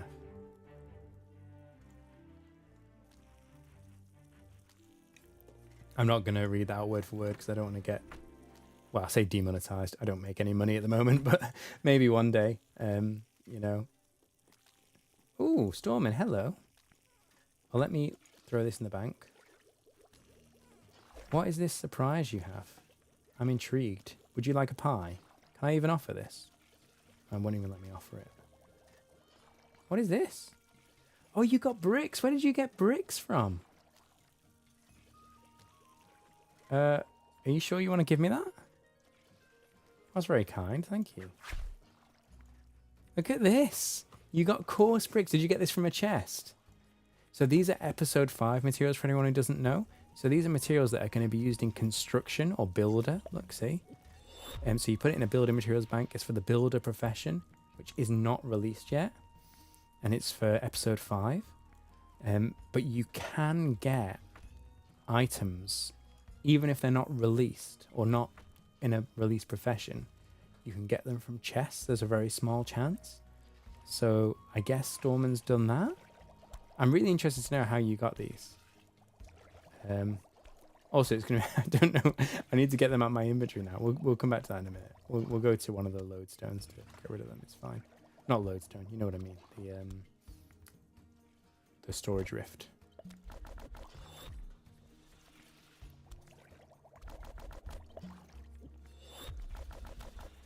You open chests for fun. You've got a few hundred bricks. You madman. So what is like the rough drop rate you're getting on bricks then? It must be like, I'm going to say like 1 in 1,000 chests gets bricks. No, maybe not that many. If you've got a few hundred bricks, then maybe they're not that rare. But yeah, how many chests did it take you to get a few hundred bricks? Yeah, there's a really good storage rift in Chronopolis trade area now. Because anywhere on the map, you can trade one-to-one with players like we just did. But if you go to Chronopolis and you go here, there's a storage rift that you can just dump everything in there, and then you can trade bank to bank rather than inventory to inventory with another player. I don't know exactly whether it's limited to just the Merchants Guild or whether you can do it in these markets as well. I think the design originally was that you're supposed to be able to do that in these 4 markets. But I'm not sure how they've implemented it right now.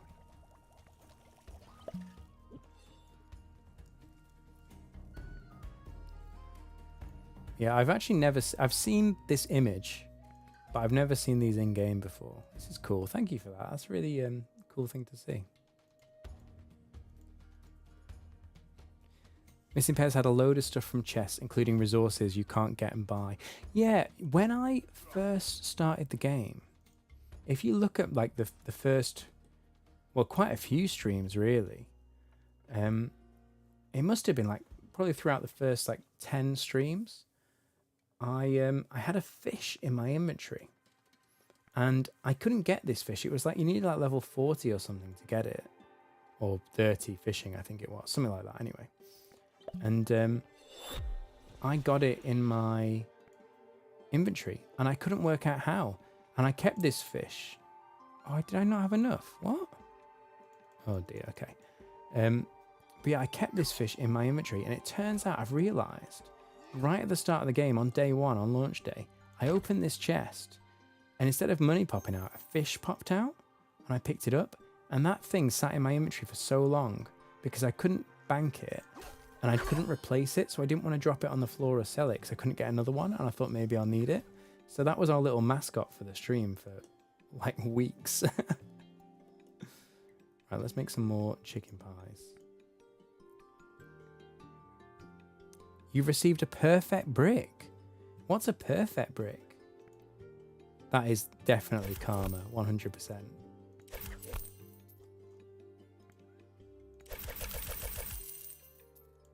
You got the level 490 monument piece. That is insane.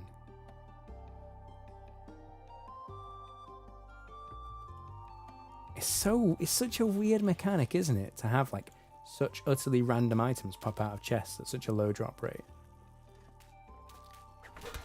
I've got a head start on Stonemore, yeah, definitely. Get my builder skill up. So what's it going to be in Stonemore? So there's going to be is it called Delver? I can't even remember. The one with the worm for a picture. That's one of the professions. I think it might be Delver. There's going to be Builder. What's the third one going to be? I don't remember off the top of my head. And I think there's only 3, aren't there? There's only 3 professions. Which is weird because it goes, 4, 3, 4, 3. I thought the next episode would be 4 professions. Delver, Builder, and Armourer. Of course, Armourer, because that's what all the leather's for. To make armour with. Yeah, good shout. Thanks, Missing Bear. Yeah, I'm a bit surprised they didn't put 4 professions into episode 5. But however many they do, as long as they do a good job of it, that's what matters. I'd rather have 3 good professions than 4 rubbish sort of asset flips.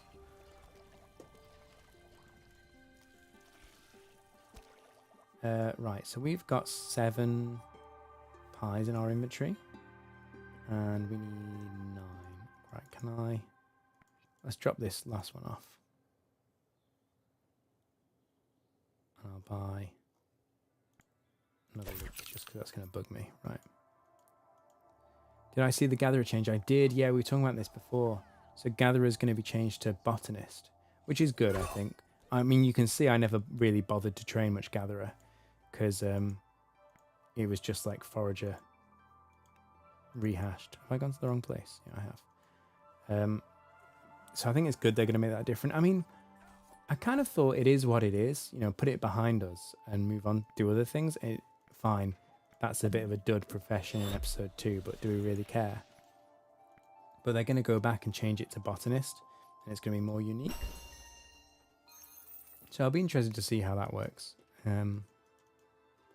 Again, it'll be good eventually, you're right. It's not changed already, has it? They haven't done that yet. But yeah, it's I mean, I'm happy that they're adding stuff to the game. I mean, I just think make a new profession rather than reskin the old one, or put that effort into episode 5 or whatever. I don't see the need personally to go and rehash Gatherer. Yeah, do you know what? You're right. It's new player experience.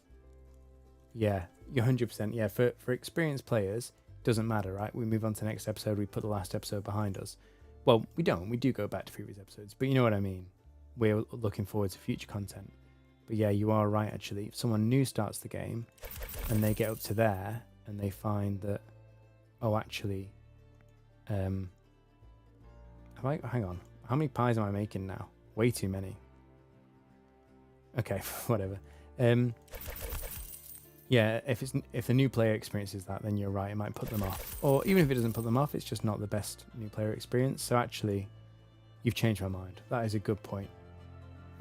Yeah, they need to fix it, not so much for the existing players, but for new players.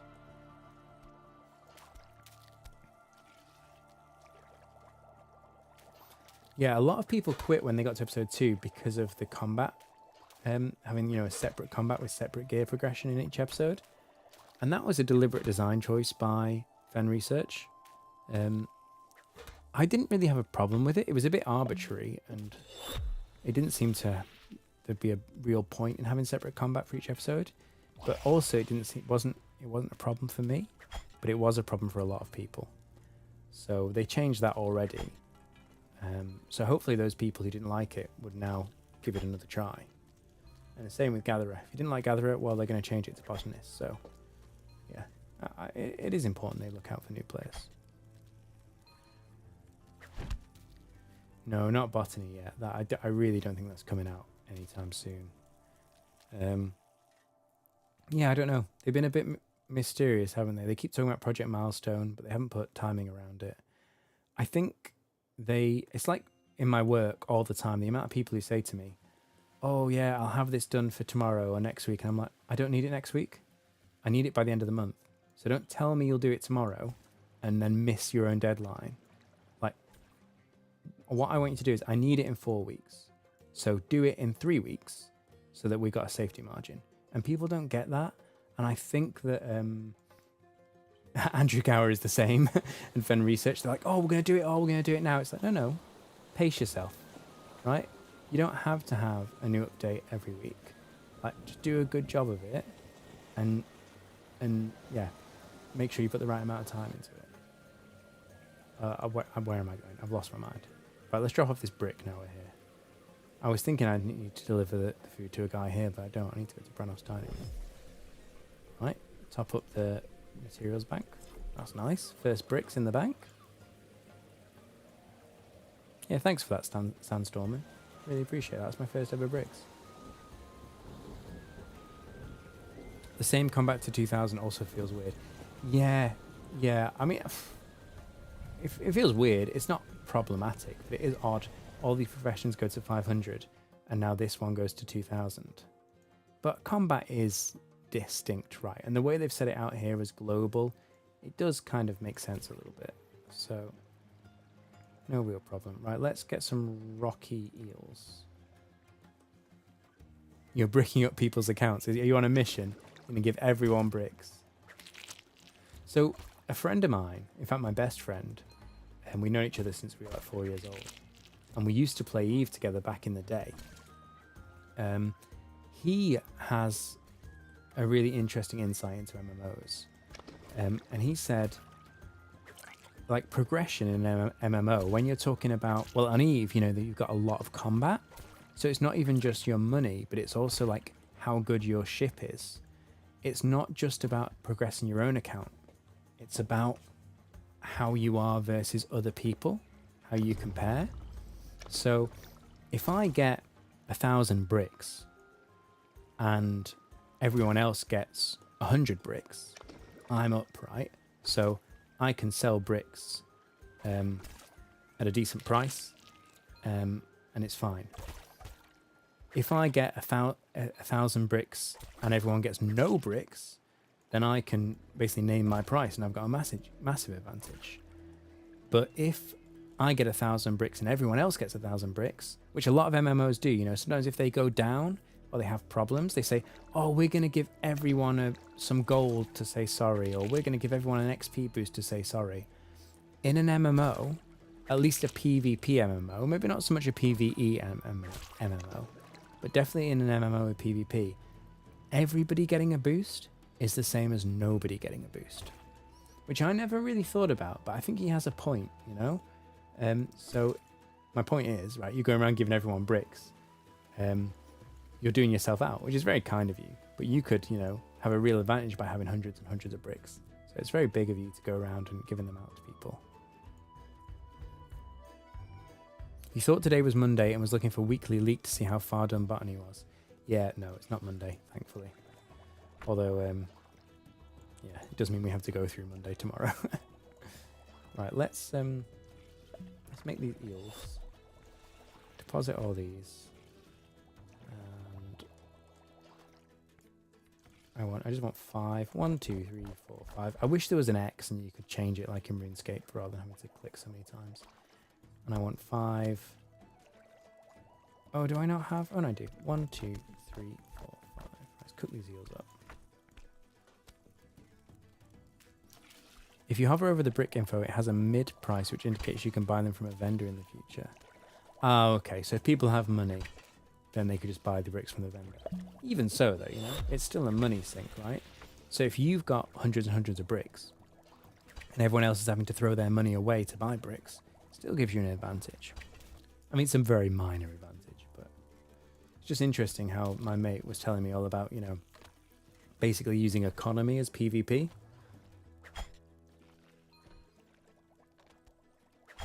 When you stay at home, it's really hard to tell what day is what day. Yeah, you need routine, don't you? You need something to tell you. I've got like a lot of things going on, so yeah, certainly on the weekends, like with stuff we do with the baby and everything, we know that which day is which. And then during the week, my work week can look very different depending on the day. So don't tend to lose track.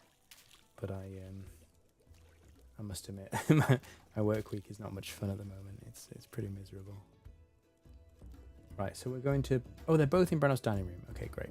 Let's go deliver these. Oh, sorry. Let me just check the bounty board, see if it's refreshed. So we've got... How many levels have we got? I think we just got 2 levels in this time, right? So, 34 minutes to the next bounty. So we're just going to be just grinding the bass and whatever else we can get for now. In fact, we can make fine bacon sandwiches now. So I think maybe we do that. Yeah, the bacon sandwiches are pretty good. Nice, clean thing. You can buy all the ingredients from the vendor. You don't get ripped off because none of them are player sourced ingredients. So the vendor doesn't sell them to you at an outrageous price. Yeah, I think we'll start making the sandwiches then. Right, sip my potion and complete these 2 bounties. So what do you do, Costume Cats, that you stay at home? You work fully remotely, do you, or do you not work, or what's your angle? I'm not gonna lie. I mean, you guys probably guess, right? My absolute dream is to be a full-time content creator. I would absolutely love it, but it's obviously quite a hard thing to do. And the difficult thing is, in order to like get the skills you need and get there, you need to spend a lot of time doing it. But in order to spend a lot of time doing it, you need the independence to... I was trying to trade with this random civilian. Yeah, basically while you're working, it's very hard to get to that point because you're spending all your time and energy working. Oh, why did I buy chicken? I didn't mean to buy chicken. I meant to buy bacon. Okay, right. Well, let's throw this in here. I made such a mess of that. Yeah. If I'm going to be a full-time streamer, I need to get better at games. Right,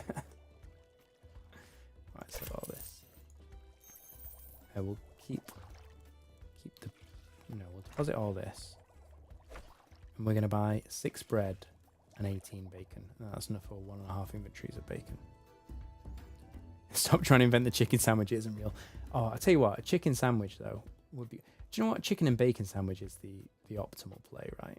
And they do offset each other quite nicely.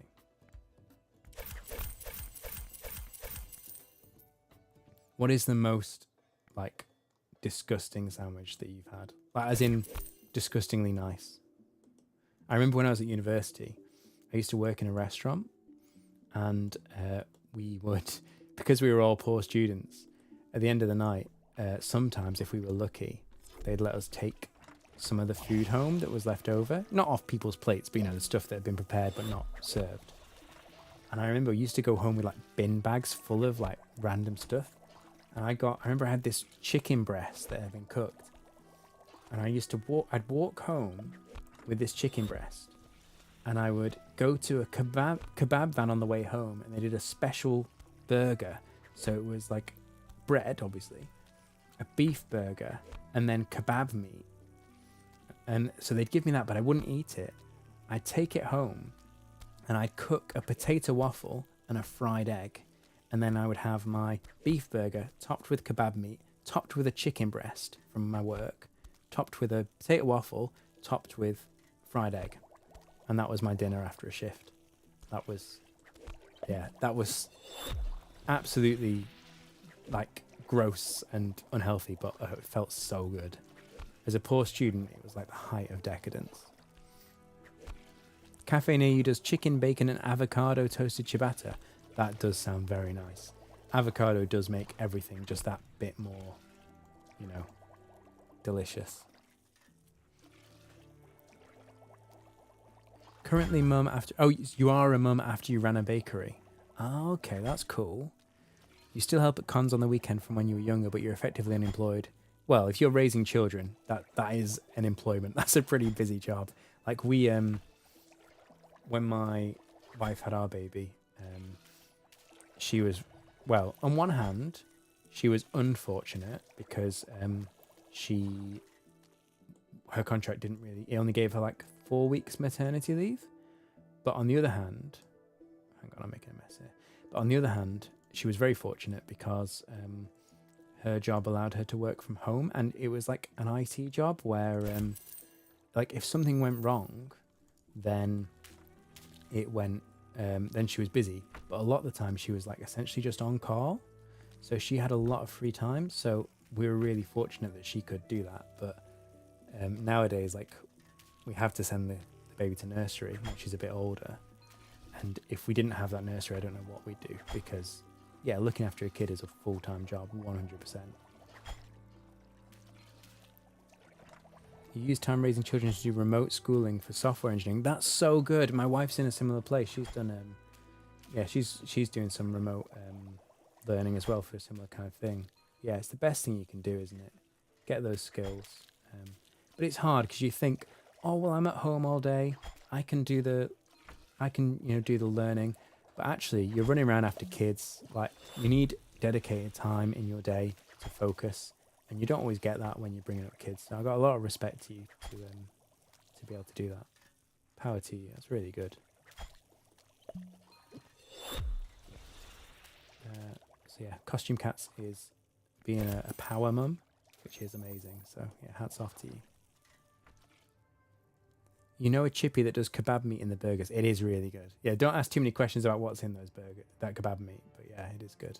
I had when I was in my second year of university, there was a kebab shop on the way home, a different kebab shop. And after a shift, like, so much of the money I earned just got spent on that kebab shop. It was ridiculous. And I'd go there, like, I couldn't afford to go there every time, but I went there quite often on the way back. And I'd get, like a kebab. And then after like a year of going there, I saw an article in the paper that it had been shut down because it had like extremely bad like food hygiene ratings. People were finding like rusty bolts inside the food and stuff. It was insane. And I've been eating there for like a year, and I thought, oh, it's a bit grim. But hey ho, sometimes it's ignorance is bliss, right?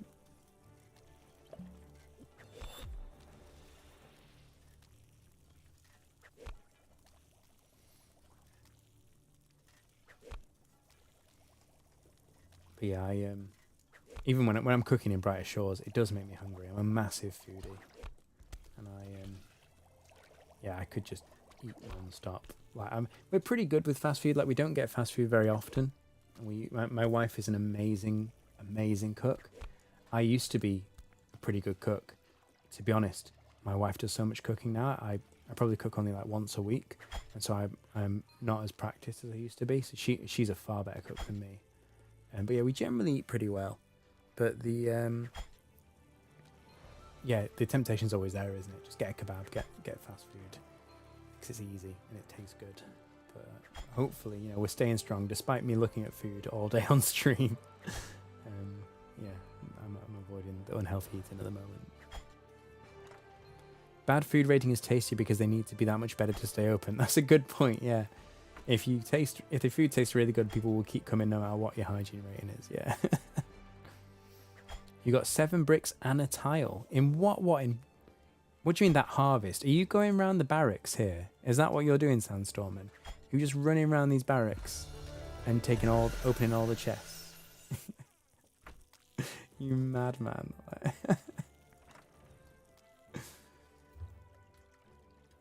Now, have you got nothing else to do in the other episodes? Have you like already maxed all the professions and stuff, and now you're just preparing for episode 5? Like, yeah, barracks only gives for oh, of course it does. Yeah, because you only get. Yeah, you're right. When you go through chests, you only get items that are relevant to that area, so you can't get like bricks and stuff from there. But the is it Chronopolis where the bricks technically come into play? I'll show you in a minute on the map.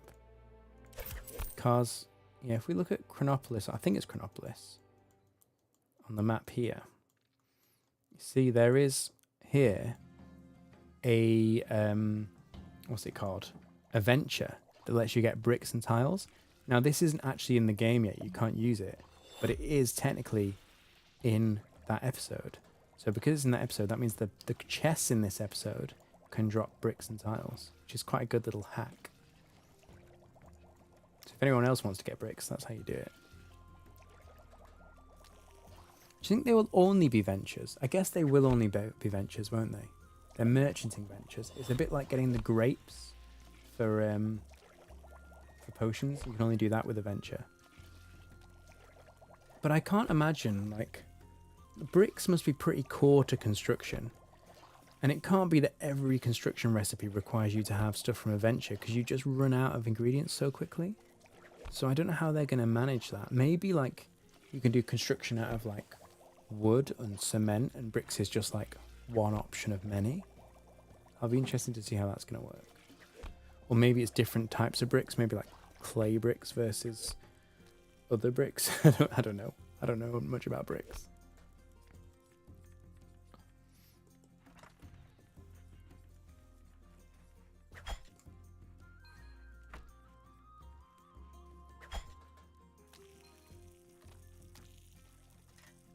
I've talked about my ideas for ventures and how building could work with other professions. Sorry, not ventures. I've talked about my ideas for future professions on stream before. I've talked about how construction could work with other professions as well.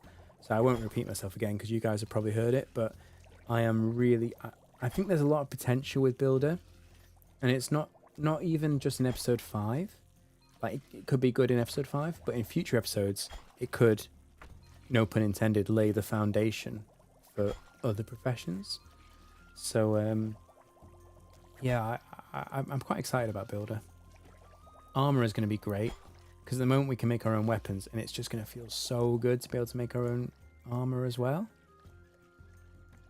Because just relying on drops is fine, but it just adds another layer to gameplay to be able to craft it as well, doesn't it? Oh, Shore Central's here. Hello. What's on your head, Shore Central? Are you wearing the... Is that one of the Christmas hats? Or is that just your hair? Let me have a look. I'll come back. Let's go and have a look at his head. Oh, maybe he's wearing the bunny ears. Oh, it's the Christmas hat. It was the Christmas hat. Okay. Yeah, I kind of regret not getting all the Christmas hats. I got a few of them. Also, I played different accounts over Christmas. So, if you look at transmogs, like, I think maybe I played this one the most. I don't like the fact you can get duplicates. That was kind of annoying. But I got a few Christmas hats, but not all of them. And then my other characters got a few Christmas hats as well. I kind of wish I'd just ground out all the hats, but I just wasn't up for it. I think as soon as I saw you were getting duplicates, I was like, no, I'm not going to do this grind for RNG. Has Shore Central not got a faction already? Oh yeah, look. Why have you not got a faction? Look at this noob. Shore's Central. Oh, he's not. Oh, he's gone. Hang on. Doesn't even have a faction. I'll wait for him to come back. And then I'll call him out in front of everyone. I wonder if the in-game sensor is going to stop me from saying noob. You're selling high-level potatoes because you ran out of cash for construction. For carpentry. Oh, dude. So you're selling the potatoes to the vendor, are you? That cannot be efficient. Surely there's got to be a better way for you to raise money than selling potatoes to the vendor. I know you can trade the hats, but yeah, I don't know. It just feels frustrating. I mean, I guess it's kind of nice to trade the hats, but I just wish you inefficient but won't need those potatoes. Yeah, true. Fair enough. Yeah, get rid of those potatoes. Why not? To be honest, I've got so much old stuff in my bank that I probably should sell because I'm never going to use it. So I might as well just get the free money from it, but I can't be bothered sorting my bank out.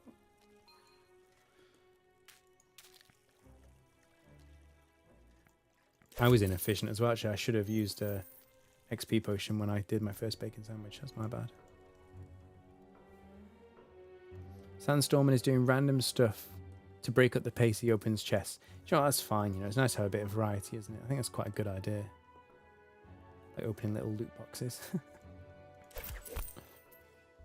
Doesn't that bacon look nice? Look at the difference between the basic bacon and the appetizer bacon compared to the fine bacon.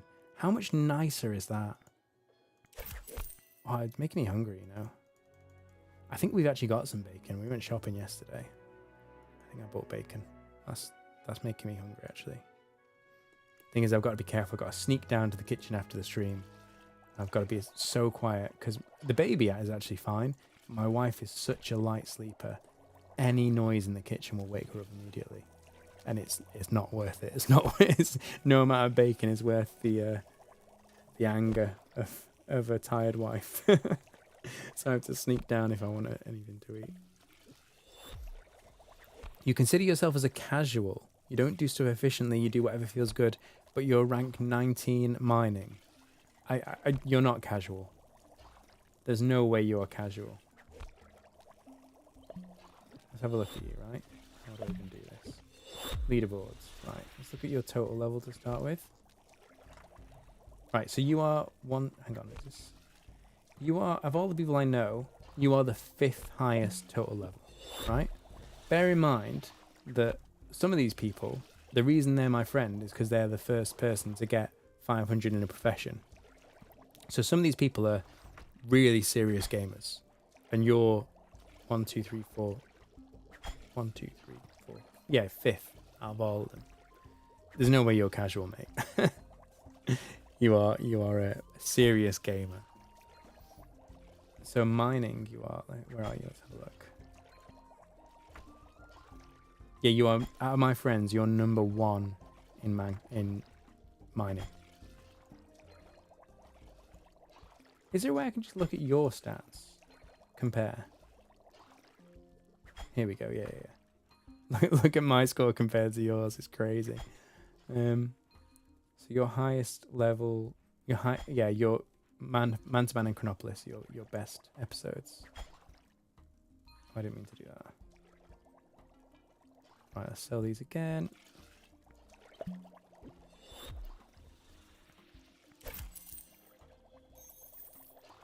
So, I'm confused now.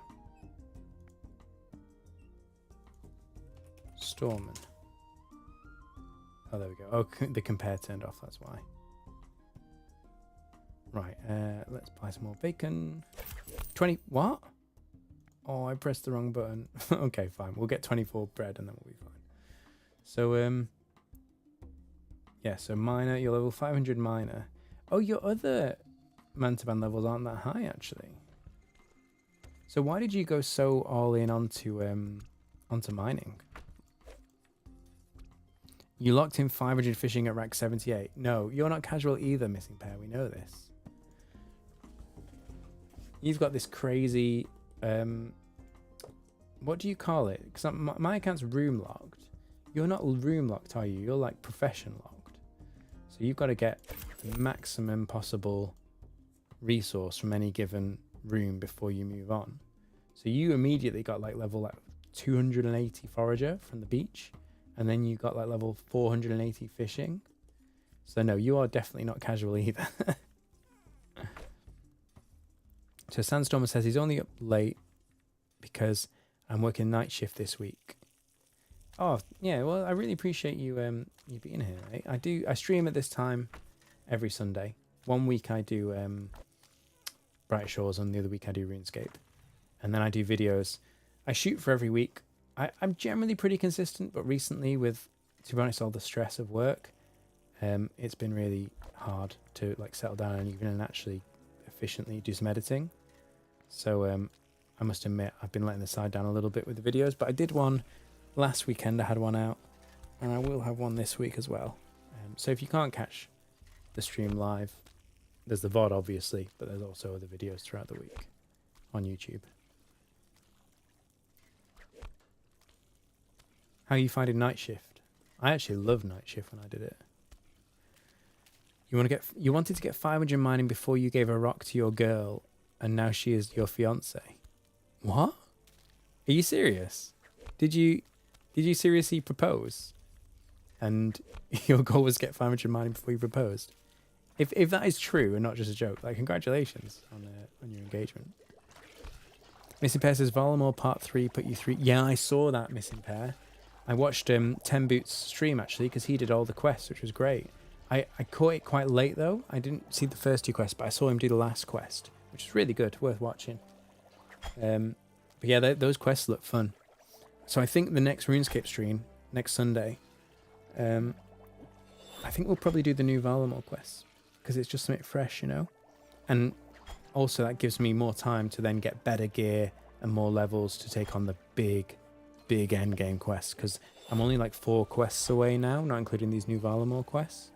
And from getting the quest cape, and the quests are big with huge boss fights. Yeah, Valamor Part 3 looks really cool. The Fletcher minigame looks cool. I need to get stuck into it. It's come at a really bad time for me, because there's a lot of changes going on at my work, and it's not been a good environment, to be honest. So when I get home, I'm like, do you know what? I just need to rest my poor head. I can't sit and focus on a game or do editing, because it's just been quite toxic, really. So yeah, hopefully I'll get my head straight and be able to get stuck into Valamor as well as doing Bright Shores. Did I have more bread here, or did I use it all? No, I've got some more. Cool.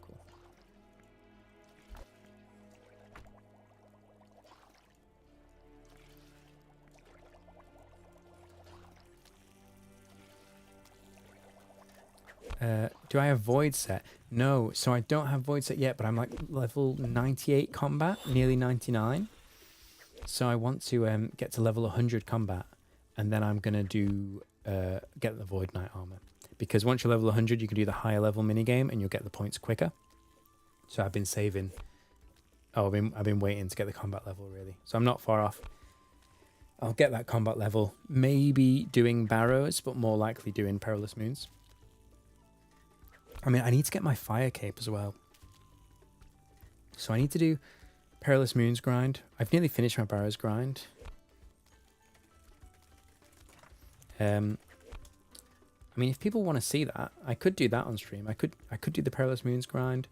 I could do the Fire Cape on stream. You know, seeing Jad would be pretty cool. I've never done Fight Caves on the main game. I've only ever done it on Leagues. So people might want to see that. But at the moment, the RuneScape streams have just been focused on the quests. A bit like this series, really.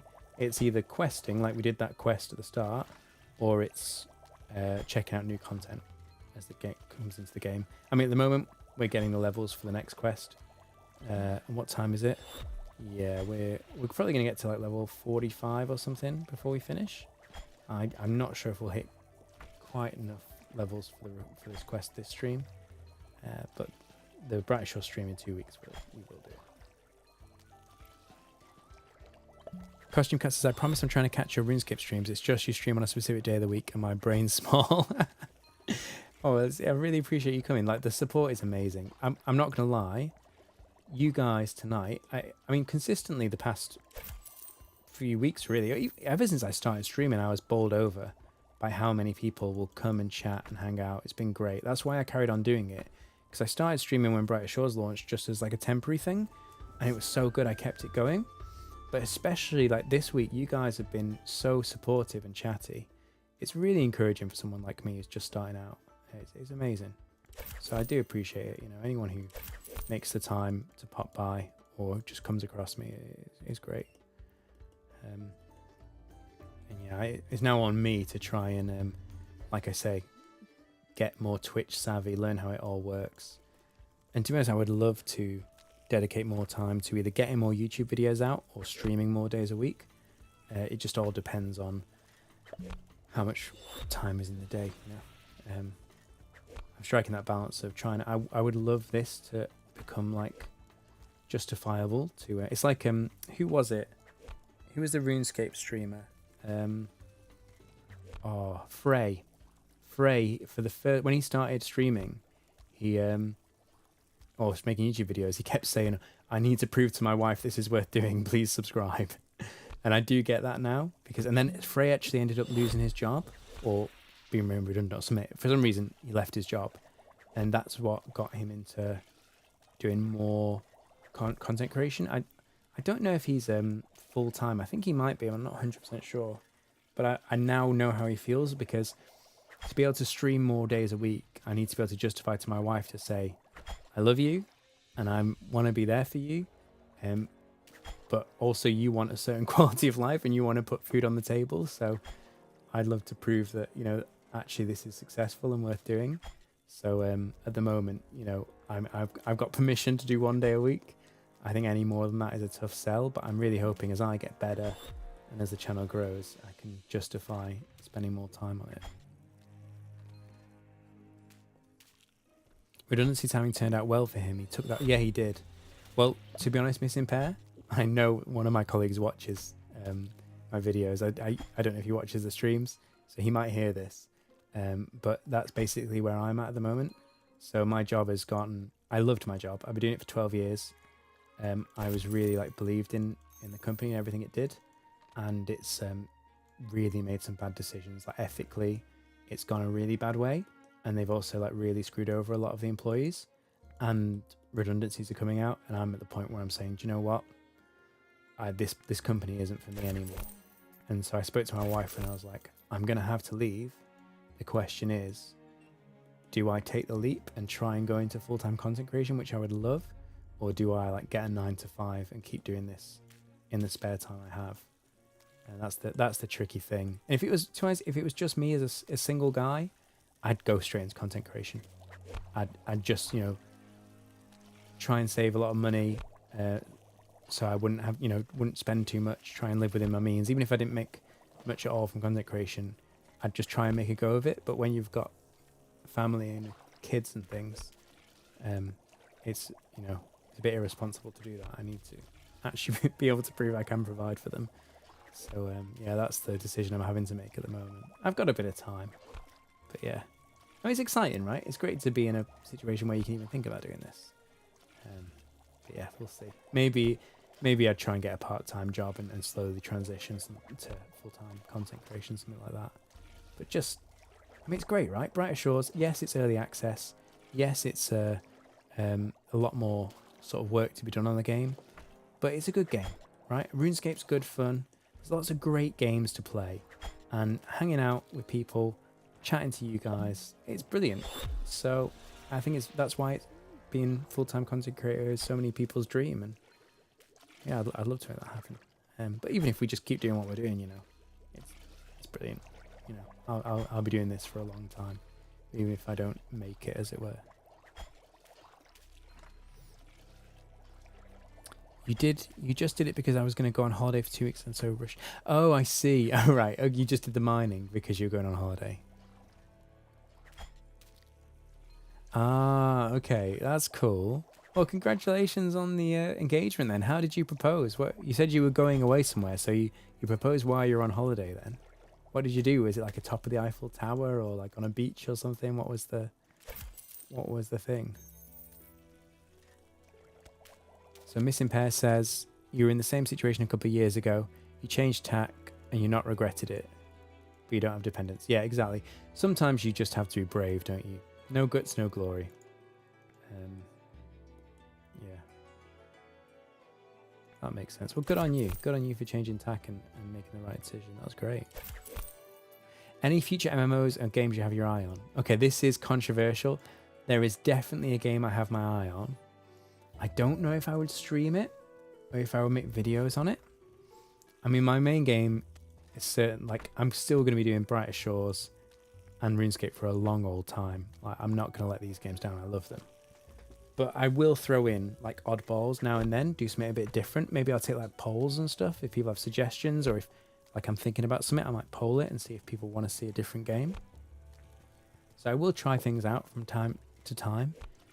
But there was one thing that I feel like I missed out on, which is when I was a kid, I remember WoW came out, World of Warcraft, and I wanted to try it, and it wouldn't work on my computer because my computer was terrible. And so I couldn't play it. And then I think I didn't realize there was a subscription either. And I remember my computer, after a year or two, I needed a new one. It was broken or breaking. And I said to my dad, oh, can we spec this new computer to play World of Warcraft? And he was like, yeah, sure. And then I got it and it still couldn't play World of Warcraft. And I think he did it on purpose because he didn't want me to ask him to pay for the subscription. I don't know. But so I never got to play it. And I have been thinking, I think because all these WoW streamers have come over to RuneScape, I keep seeing them and I keep seeing them compare it to WoW, and I'm like, I don't necessarily think WoW's a better game, but I'd like to try it, you know, just see what it's like. And it's just a niggling thought at the back of my mind. Do you ever have that? Where you hear about a game or see a game and it just bugs you, and you're like, you won't be satisfied until you at least try it.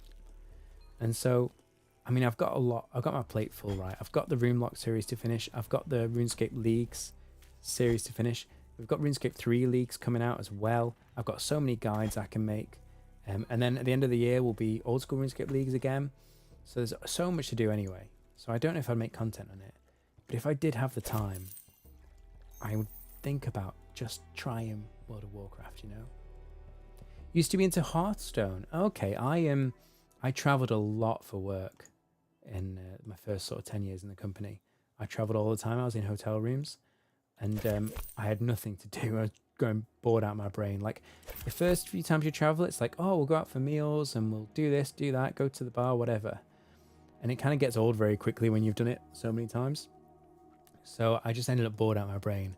And I got Hearthstone on my phone, and I was playing that for a while. I got into it. I wasn't very good at it. I didn't put enough time into it. But yeah, I played Hearthstone for a while. Oh, really? There was a bonus for playing WoW to level 20. I didn't know that. Oh, so you could get a Hearthstone bonus if you played more WoW. The thing about Hearthstone for me is it was a typical mobile game in that it seemed geared towards getting you to spend money on microtransactions, which put me off. That's why I never played it much. For me, that spoiled so many mobile games.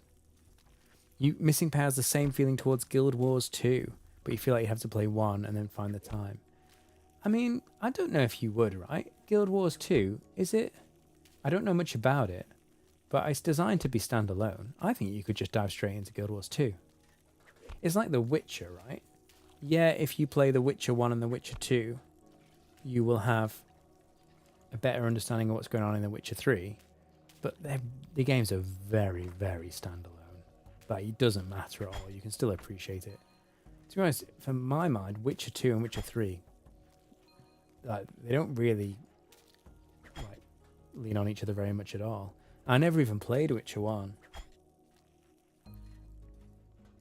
It was fun seeing where the cards came from. Yeah, I guess that. If you're playing Hearthstone, you see all these cards, and then you see the cards from the game you played, and you hear even like the Murloc sound effect. Well, I didn't understand that sound effect in Hearthstone is the sound effect of the Murlocs in the game. Like, just classic things like that are good. So it's nothing like WoW, and WoW is a cultural phenomenon. What's nothing like WoW? I mean, WoW is its own thing, right? I mean, RuneScape's not like WoW. Brighter Shores isn't like WoW. Is that what you mean? Or are you talking about Guild Wars 2 isn't like WoW? What are you comparing WoW to, Costume Cats? Have I played any other tab-targeted MMO? I don't know what you mean by tab-targeted. I played RuneScape 3, which has like abilities and things. I'm not sure what exactly you mean. Oh yeah, it's your own personal OCD about sequels. Yeah, you want to play the first one. You know, I'm like that, to be honest. It's like TV series. I have to watch the whole series from start to finish, or not at all. And I will not start a series until I know that it's already ended and they didn't cancel it halfway through. So I do get that. But do you know what? I think I tried to play The Witcher 1. This was quite a long time ago. And it felt too clunky, and I just couldn't. I wasn't enjoying playing it, and I stopped. Yeah. RuneScape isn't like WoW. Oh, 100%. RuneScape is very, very different to World of Warcraft. Completely different games. I mean, the evolution of combat brought RuneScape combat closer to what WoW is, but it's still very different, right? You know, RuneScape is a point and click. WoW is a WASD, run around. Samurai Jack is a great show. I've never heard of Samurai Jack. What was that? Is that like an anime or? Not come across that. Witcher 1 had that Eurojank for sure. Yeah. Yeah, I do remember that was pretty janky. Witcher 2 was good though. I must admit, I can't remember much of it now. But I do remember it was good.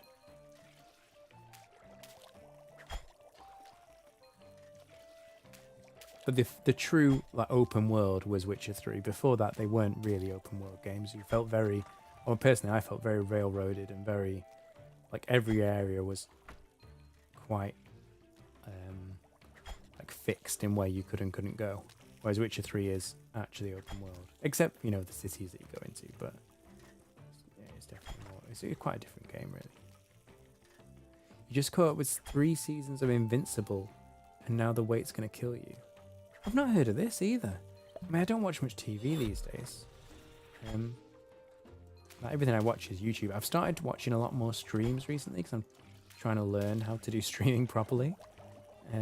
But yeah, TV series, I'm really behind on loads of stuff. Oh, I forgot to use my potion and do my knowledge. That was like 12% knowledge points wasted then. Never mind.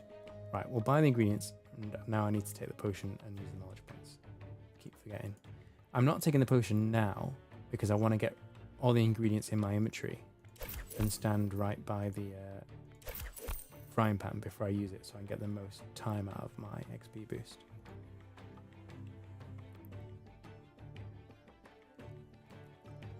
Let me drink this.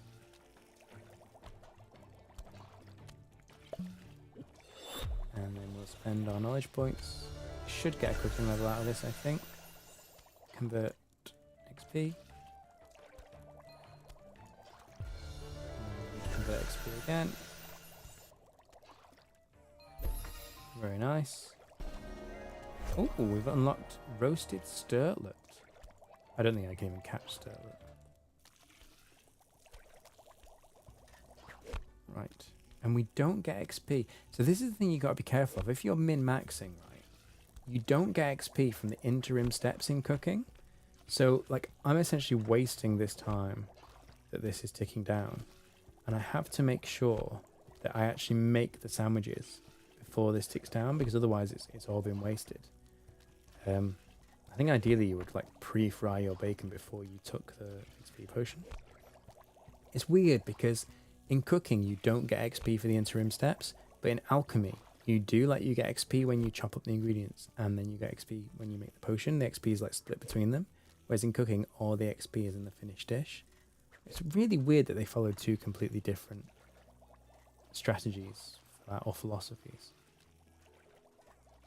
You keep looking over to your own game when I get the knowledge point noise. Yeah, it's a proper troll, isn't it? You keep thinking you've got a knowledge point.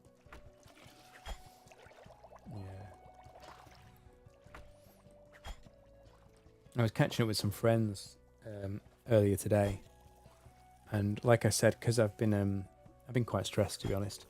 I just thought, you know what? I'm just gonna play something like single player, not record it, just try and take my mind off and unwind a bit. And I was chatting to my friends in Discord, and they were streaming like Elden Ring. So I was playing some single player game. And I kept hearing like these combat noises and like this attack animation noises, and thinking I was under attack in my game and dodging and stuff. And it wasn't me at all, it was them.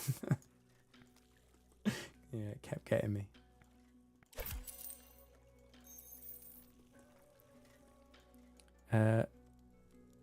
Leatherworking and carpentry. RuneScape isn't like WoW. Costume Cat says... Oh, sorry, you're talking about the XP for the interim steps. Yeah, so cooking was really early development compared to the 2. Yeah, you're right. Leatherworking, carpentry, you get XP for the interim steps, whereas cooking you don't. I think you're right. I think the only reason is because cooking was like one of the first professions they developed, and then they changed it for when they got into the other ones. Cooking does still feel unfinished to me. Like, it's fine in and of itself and how the mechanics work, but the fact that there's nothing to do with the food at the end other than sell it, that feels broken. Or not broken, but unfinished. Yeah, I think you're right, Costume Cats. It's just because it was one of the first professions developed. For a more calm time but great classic, you recommend Dragon Quest XI. What is Dragon Quest XI? And there were 10 Dragon Quests before it? Really?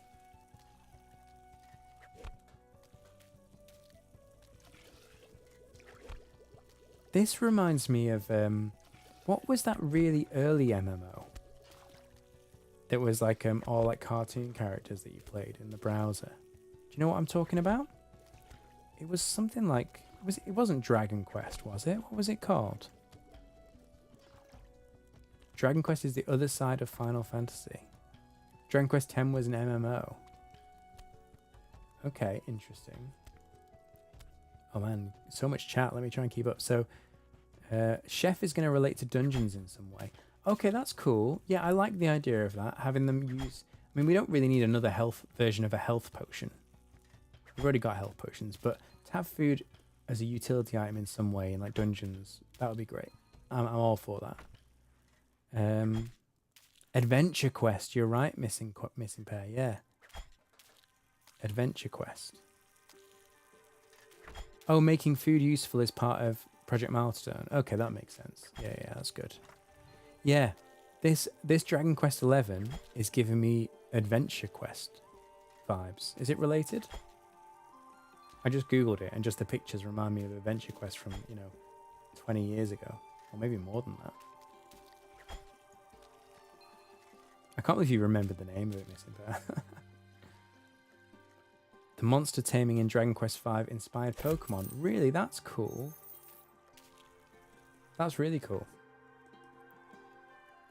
Back when Square Enix was two companies, Final Fantasy was Square and Dragon Quest was Enix. Really? No, are you joking? Is that true? There were two different companies. One was called Square and one was called Enix. I feel like you're trolling me. That's not real, is it? Costume Cat suggested food and dungeons, and you're oh, good on you. Do you know what? They really do listen to players, don't they? They're not perfect. Like, their estimates around timing have been massively off, and I haven't always agreed with their priorities on what to develop first, although I don't really care what order they develop most things in. But they really listen to players. Like, I'm sure it wasn't only me, but I asked about getting potion belts for non-combat potions. I asked about having recipes available remotely so you could see them anytime, and they've added that. And they've added so many things that the community have suggested or asked for. It's amazing. So yeah, you suggested they use food in. You suggested having a use for food, and you suggested having dungeons, and now they're doing it. That's great. It is true. Some 80s Japanese game dev lore. Square and Enix were different companies. Oh, wow. They have a line of toys called Squex Toys. Wow. That's brilliant. That's a good little bit of trivia, that.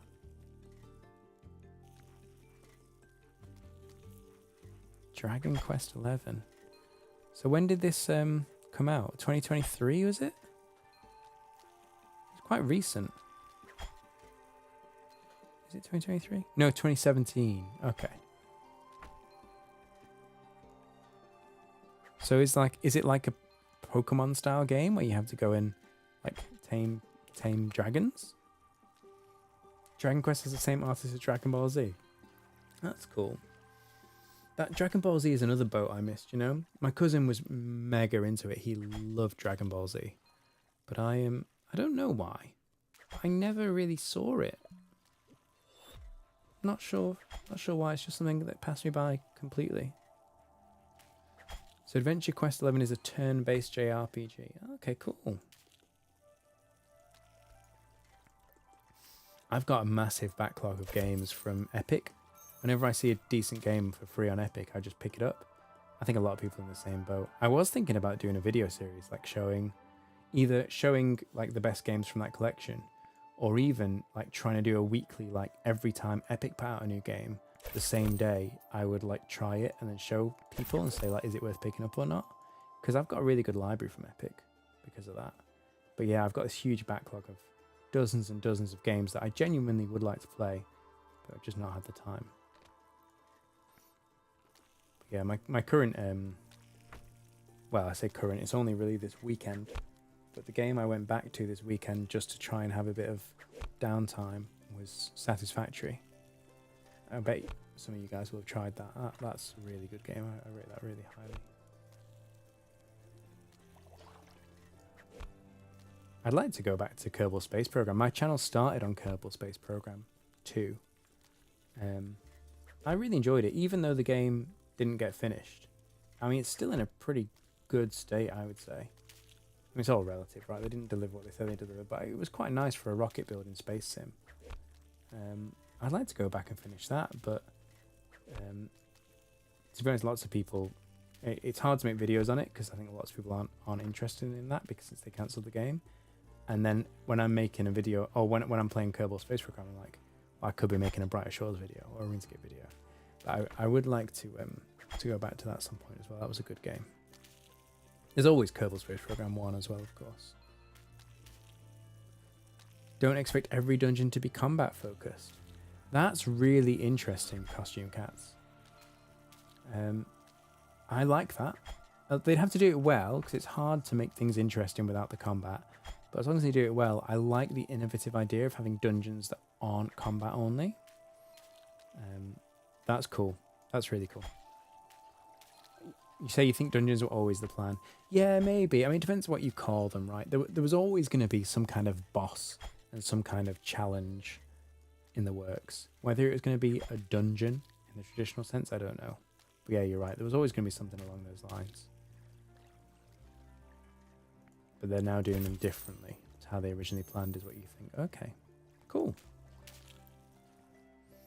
Dragon Quest is turn-based old-school combat. Oh, nice. I mean, I did like Final Fantasy. I didn't play a lot of it, but I do like that turn-based combat. But for some reason, and I can't tell you why, I kind of lose interest. Like, I got one of the Final Fantasy games on the PlayStation when I was a kid, and I got really quite far through it and then just stopped. I'm not sure why, but I feel like the turn-based combat kind of got a bit too samey. Don't know.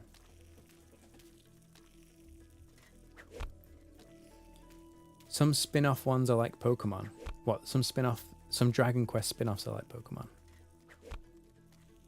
Missing Pair's been trying to get through some smaller Steam backlog games. Yeah, I mean, I've got hundreds of games in my library. You end up just picking them up, don't you?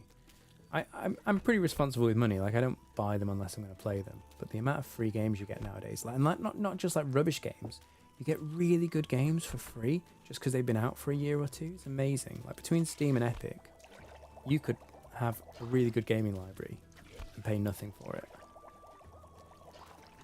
So Missing Pair says, if chef is used in dungeons, it might be like dungeoneering, killing for meat and cooking it while in the dungeon. Yeah, that's exactly what I was thinking. You could well be right, 100%. And Sandstormer says, Dragon Quest XI has a demo that covers the first 12 hours of the game, and progress carries over. Okay, that's cool. A 12-hour demo is pretty good. Like, most demos are like 1 or 2 hours of gameplay. So if they're willing to do a demo for 12 hours of gameplay, that's a pretty good sign. I'm just going to quickly nip to the loo. I'll be back in a minute.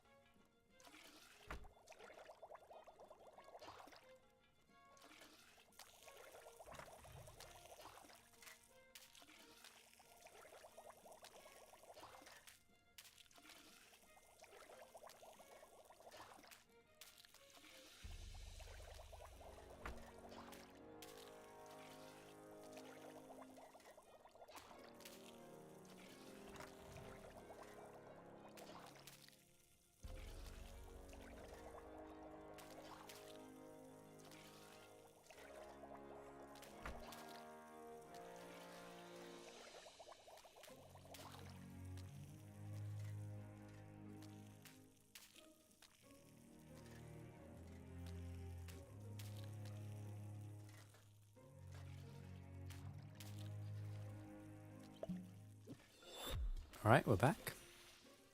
me sell these sandwiches. So Sandstormman says the 12-hour demo isn't time limited. You just can't progress. Yeah, I got you. You got 12 hours worth of progress in the demo. Yeah.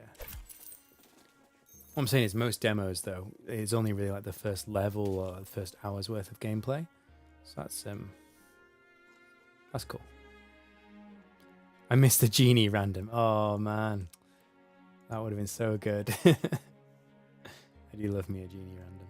Get my Herblore level up, so I'll put all my genies into.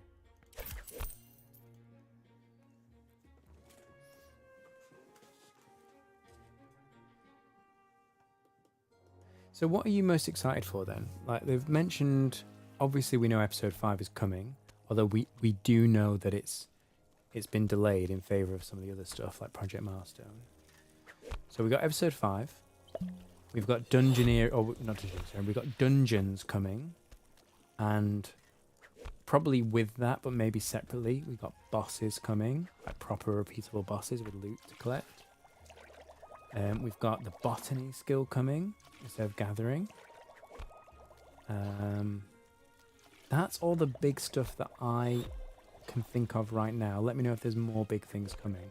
But out of those, what are you most looking forward to? Or are you not looking forward to any of them? Sandstorm and look forward to the combat Oh, of course, yeah. Combat rework. Sorry, that's the other one. So we've obviously had stage 1 of the combat rework, but there's a lot more to come with adding special attacks and making combat feel a bit more fluid and a bit more interactive. So that's another big one as well. So Sandstorman's looking forward to the combat rework. You want the skill points and the point tree. Yeah, that's all going to be part of it as well. Do you know what? I'm not that fussed on the point tree. I think it's fine, but it's not something I really feel like I needed. It's like a skill tree. But I think it's good. It's another element to the game. As long as they do a good job of it, I'm happy with that. Costume Cats just wants content. Yeah, I know how you feel. For me, I'm happy with all those things, and whatever order they choose to do them in, not too bothered. But if I had to pick, I'd say do episode 5 first. That would be my preference. I'd rather have something completely new. You want a design blog on milestone stuff? Well, they essentially have that, don't they, with the weekly leak? That's what they're doing. Every week they're posting a little update, which you can view from the... You can view it on their website or on Steam, or just on the launcher itself, on the landing screen on the game. You can click the leak, and that will give you the update for the week. I mean, it's not. I know what you mean. It's quite high level. It's not necessarily a dev blog, but I think that's just because they can't go into that level of detail publicly because it's not all decided yet. Yeah, in depth, like the combat merge blogs. I get that. I think they will do that, and they'll probably use the weekly leak to do it. But I think they're just not prepared to go into that level of detail right now. I think it's all still a little bit fluid, because you can imagine the backlash, right? If they say something and then end up implementing it slightly differently, there'll always be people who are upset. So I think they're just not ready to talk about it, but I think they will.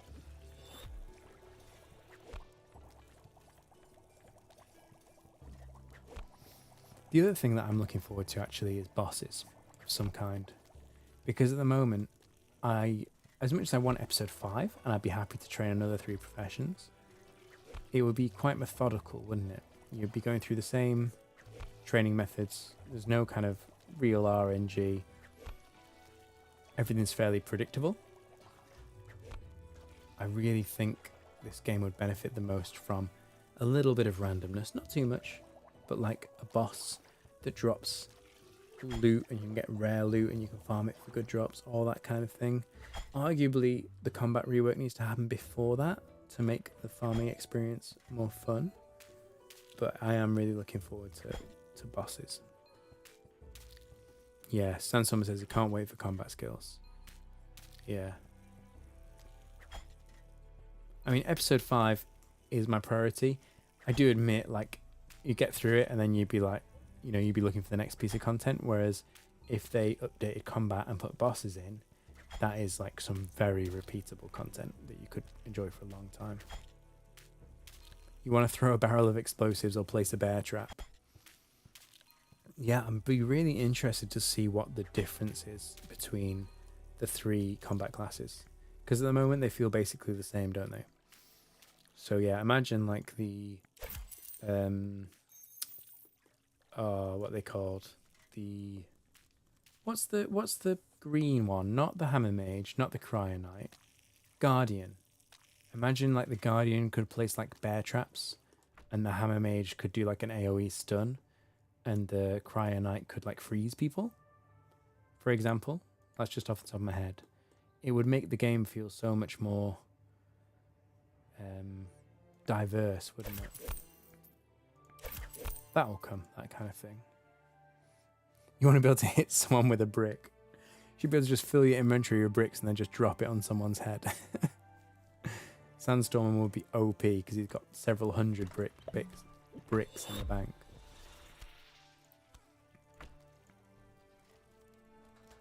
Costume Cats has had a theory. Go on, Costume Cats, tell us your theory.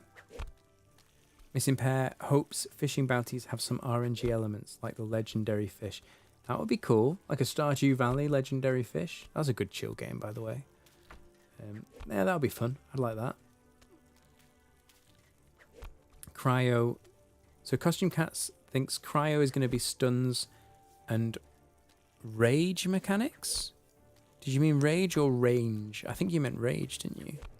Hammer Mage, burst magic, and Guardian poison / buffs. I mean, that makes sense, right? That's quite thematic. In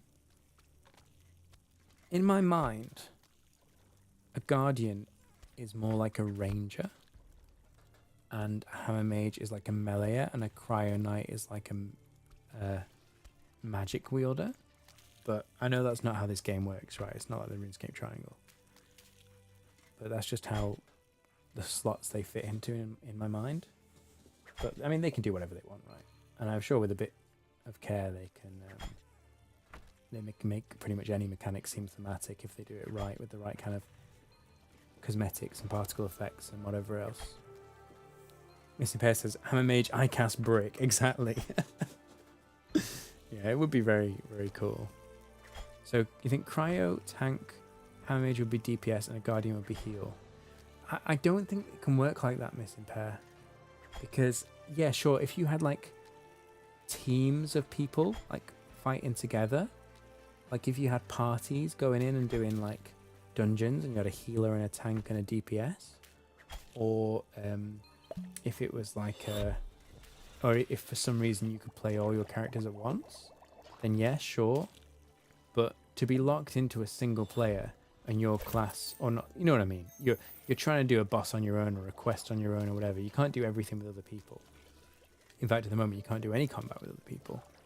So to have that sort of, quote, single player experience and you be limited to only being a healer and it's only you on your own, or only a DPS or only a tank, I don't think it would work. I don't think they can implement combat that way. I mean, I might be wrong. Anything's possible. That's my feeling. Imagine Guardian Blowpipe, but with healing darts. Yeah, I mean, like I said, anything's possible. People have suggested it. You'd be fine with RuneScape style where everyone does everything. Yeah. I think that's the problem, right? Because they've what's the word? They've limited themselves to having picking a class. They can't make those classes too narrow because one, it's not fun to only experience 1/3 of the game, and also two, practically speaking, you need to be effective, equally effective as a single player combat against all the various bosses and PvP and whatever, as any other class. Otherwise, like for example, right, imagine the PvP scene. Essentially, if Hammer Mage was tank, Guardian was healer, and Cryo Knight was DPS, everyone will play Cryo Knight. There'd be no point having a healer on their own in 1v1 PvP. Unless they make them massively overpowered, it just doesn't really make sense. And similarly, for similar reasons, really, there's not a lot of point picking a tank, because a tank would just, they die more slowly, but they wouldn't have the DPS to win the fight. So if they did it like that, I feel like one class would dominate PvP, for example. So I feel like they can't do that. I think people who are asking for it to be like that are people who play World of Warcraft, and they're used to having, being a healer, being a tank, being a DPS. So Sandstormer says this is why he likes the tree, because it lets you customize your combat. Yeah, if your class was broad, but then you could narrow it down using the skill tree to be specialized in healing or tanking or DPS, that's fine, because you choose what role you play and you still have some flexibility in that. But otherwise, yeah, I'm not sure.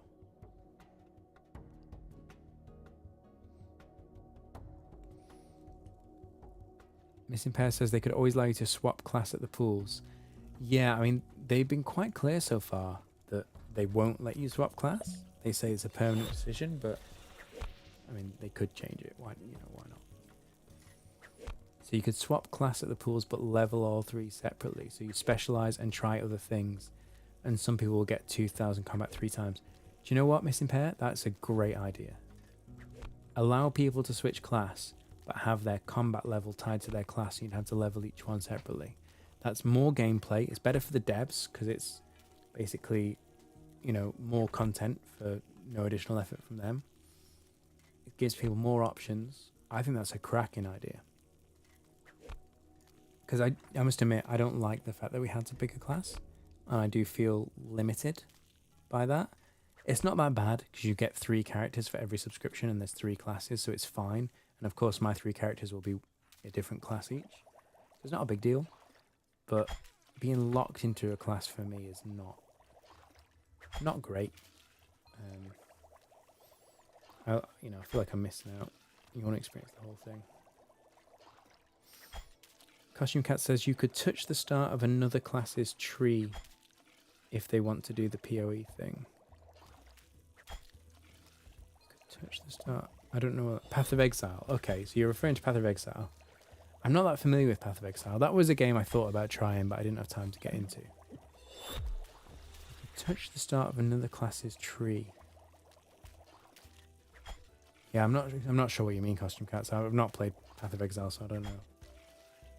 You have to explain a bit more. Right, we've got another knowledge point. And we are nearly at 41. We're going to make quite a lot of money from this grind as well. Well, it's all relative. It's not a lot of money for most people, but it'll increase my bank somewhat.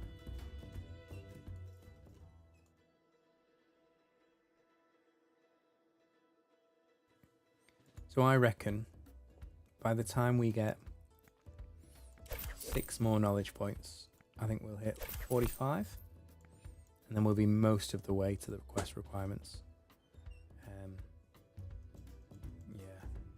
So it's good. So we managed to finish off Herbalist Hurdle really quickly, to be honest. I'm sorry there wasn't a lot of questing. I thought that maybe we were only halfway through the quest and we'd have to see a bit more.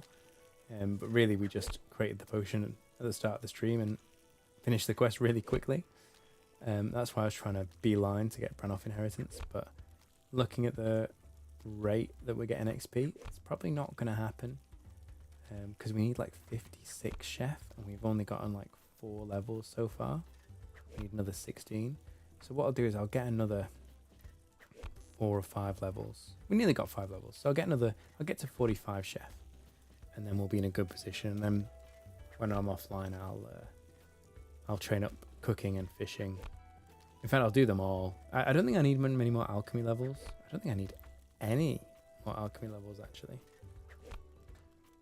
I need a little bit more forager.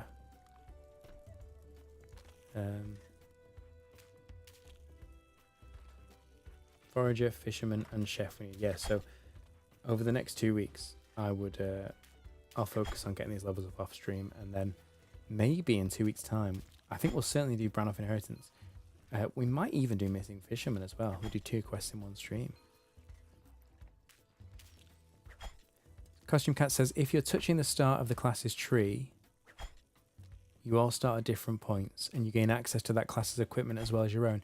Oh, that's cool. I like that idea. So you can add an Infernae, Necrone, and Impact class that way. Yeah, that's cool. So you almost like unlock the next class or elements of the next class by playing the first class. I like that. That's an interesting idea. Missing Pair has 570 gold. Look at me. I did have 2 gold, but I bought a cape. But yeah, 570 gold is a lot. What is the level 500 cape? What's the cost for that? That's like 200 gold, right? It's quite a lot.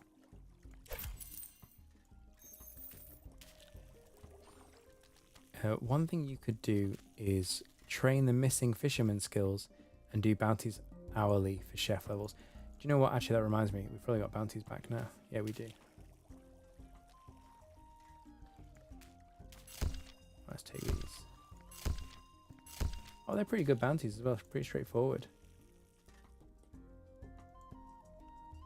Thank you for the reminder about the bounties. Yeah, I think that's basically what I'll do. My ventures are also passively training the fishing.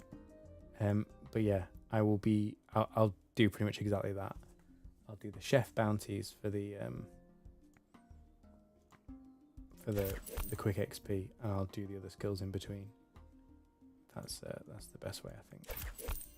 And we could actually do that now, you know. Do you know what we will? We'll do these bounties, and then we'll mix it up a bit, and we'll do some other skills. I think that's a really good shout. Right, so we need 9 bacon sandwiches.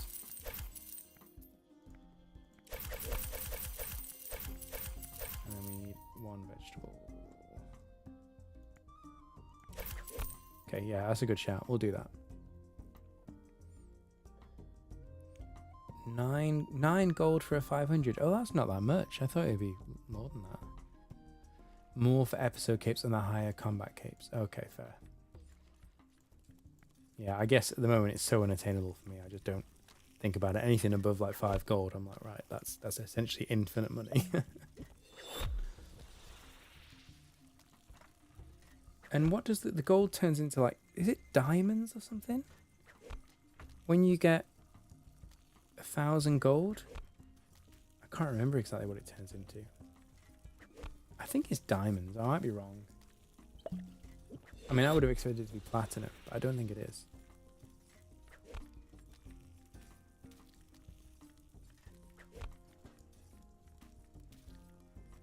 I mean, it's going to be a long time till anything costs a platinum piece. Or...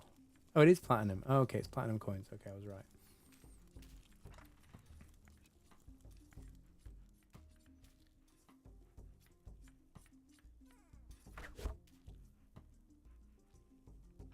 There is something above platinum, though, isn't there?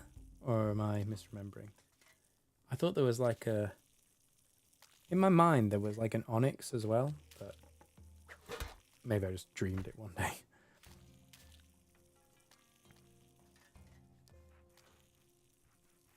Right, what should we... Just to mix it up then, because we know we're not going to get 56 tonight. What should we train? Should we do fishing or should we do foraging? Both are good. Foraging does give you pretty quick knowledge points as well, whereas fishing, not so much. There's people out there with multiple platinum. Oh yeah, definitely. They're not casuals. But my point is, they might have platinum, but there's nothing in the game going to cost platinum at the moment. Like, if even the quest capes are only a few gold, like the highest level, not quest capes, the highest level profession capes are only a few gold, like, there's no way there's going to be anything in the game that costs 1,000 times as much as that. I'm sure there will be at some point. There'll be some rare boss drop or something that goes for a platinum. But that's a long way down the line, I think.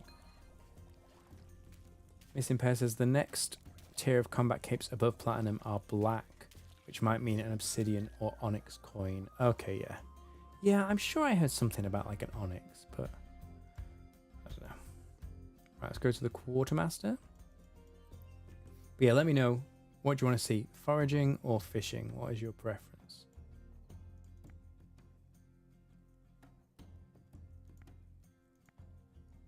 There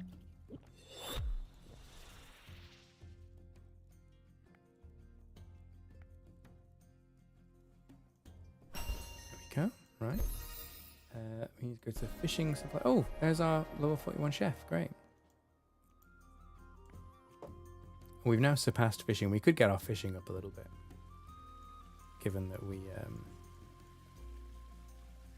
need the levels. In fact, that's going to be one of the ones we need the highest level in. Oh, what did he want? He wanted bacon. Okay, we can do that. Enjoy.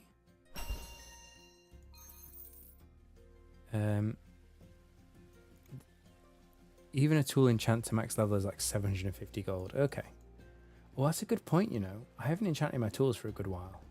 I'm never sure which tool to enchant, to be honest, especially like foraging when you use so many different tools. Are you near a new fishing venture? If not, then do forager. No, I'm not really near a new fishing venture. The next one is 73. So, yeah. No, I'm a way off. But I'm going to need, like, the ventures alone are not going to get me to the level I need. I'm going to need to actually actively train fishing as well. Yeah, okay then. Because we're not going to unlock a new fishing venture, we can do forager. What does she want? Bacon?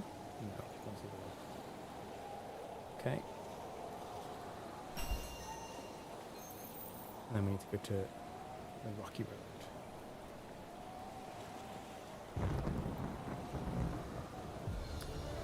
Also, I might start spending knowledge points on some more AFK levels. Because maybe we'll do some AFK fishing, I think, alongside the ventures to try and get the fishing up quickly. I think that would be a good idea.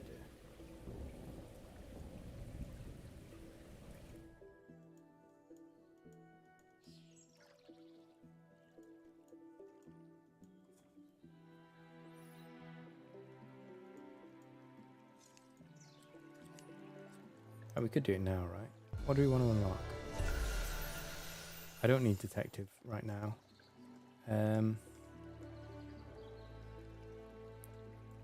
I guess, yeah. I'm not going to do AFK foraging, I think, because foraging is a really good thing to train actively to get knowledge points. So I've unlocked some more AFK fishing. So now we can AFK fish ridged herring. So I'll do that between the streams as well.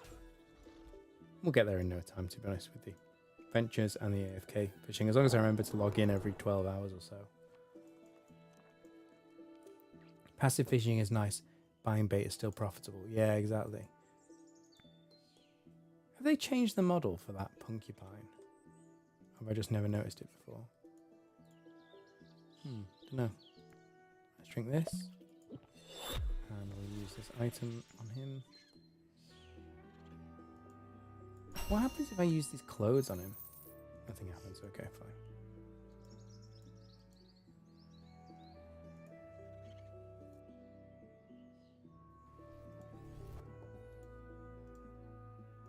Alrighty, let's do some foraging then. What do we actually want to... Oh, do you know what I do need? I do need these monument pieces. Well, hang on a second. I can now get hefty monument pieces? Really? I'm confused. Okay, alright. Let's go check. Let's go check what we need. Because I'm not sure if I've already filled the shop with these pieces. I'll go quickly check. Oh yeah, the next monument piece is level 53. Oh, we've never had green kelp before though, actually, so we should probably go get our first piece of green kelp. Limpet's also nearby, so that could be a good little run. Let's just check. What can I sell to this woman? I've completed them. Substantial pieces are next. Okay, so I don't want to get any more monument pieces till I've unlocked the next tier. Alright, we'll get some kelp while we got our XP potion running. Because you always get that. For people who don't know, you always get an XP boost for the first time you ever get a new resource. So it's the best time to get new resources when you've got an XP potion running. Then you get that boost further boosted. Right, so we want to do the highest level things we can do are kelp and limpets, right? So limpets are over here. Kelp's a bit far away, the other kelp's over here. I don't really want to run all the way through 2 rooms. And do you know what? We could also get some potatoes. Because the potatoes are always handy for cooking. The next potato upgrade isn't for a long time. So I might do potatoes as well. It's not great XP, but it is still knowledge points. So it's worth doing a little loop.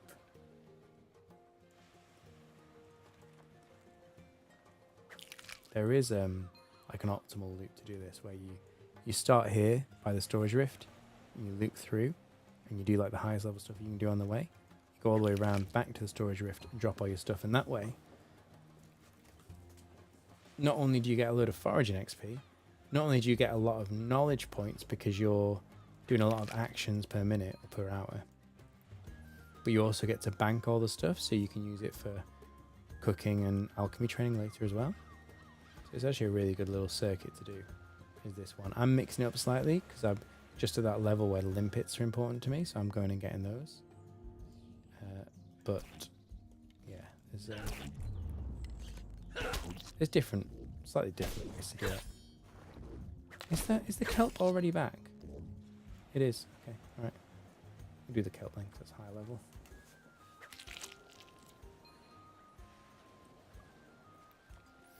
But yeah, the buying the bait for the fishing is okay. So, am I right in saying some of the bait you can buy and some of it you need to get from foraging? I think maybe all the... Oh, hang on. Yeah, I don't think it's not all of the passive fishing, is it? It's some of it is foraging bits and some of it is bought from the shop. Or maybe it's all bought from the shop. Maybe I'm misremembering.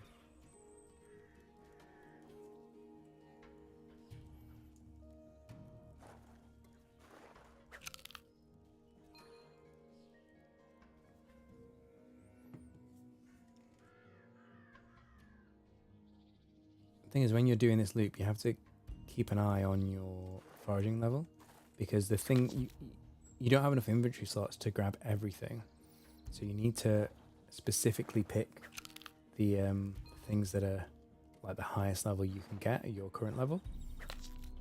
So as you do this loop, the stuff you're grabbing changes ever so slightly.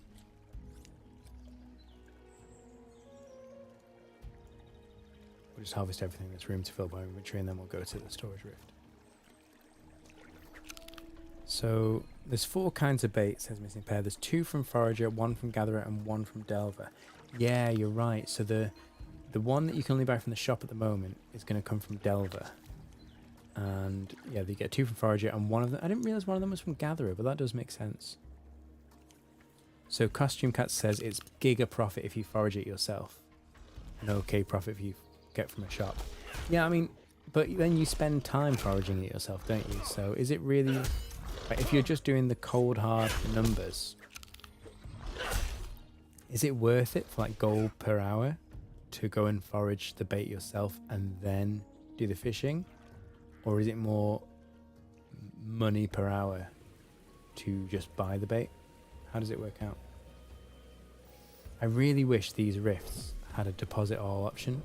Look, I have to click every individual type of item and deposit all of them, rather than just saying put everything in my inventory in the list, in the rift. I mean, I think it's because of the way it's coded, and they're all the rift is linking to different banks, so you can't just deposit all. But yeah, I think they need to add that at some point.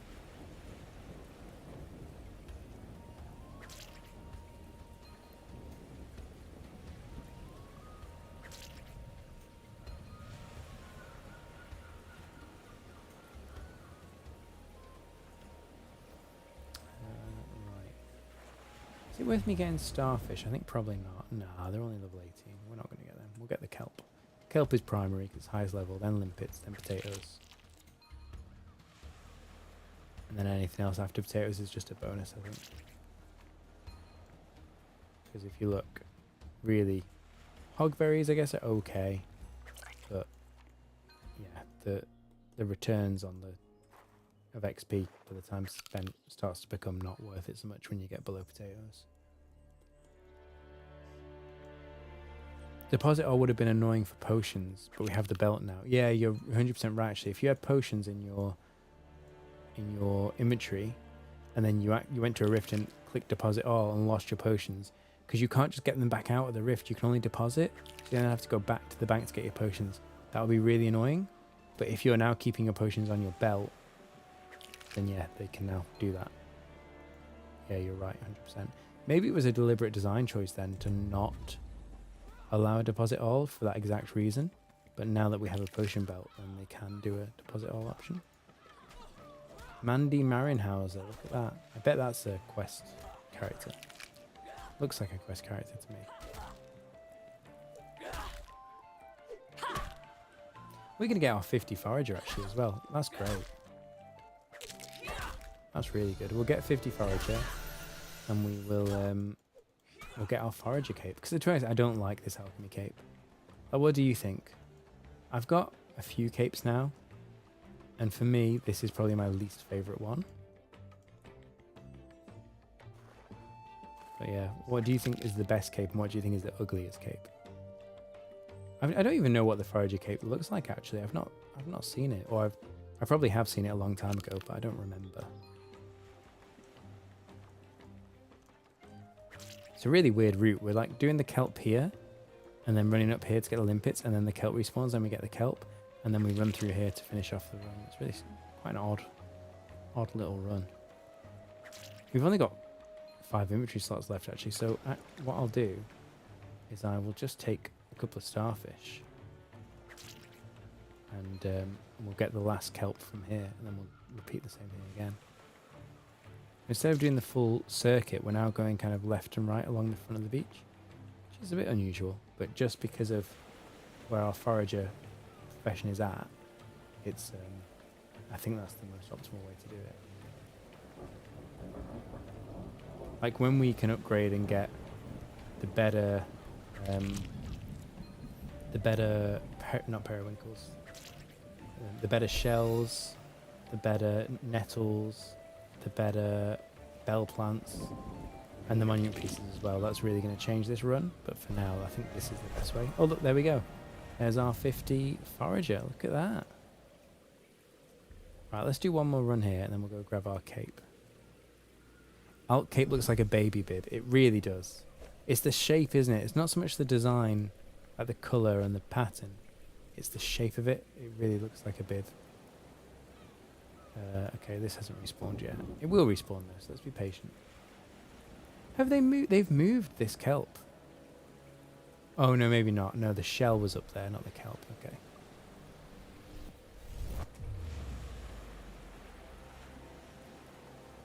Come on. It was an arrow-toothed flounder, I think, was the fish that I started with when the game first launched. I remember it was in my inventory for so long.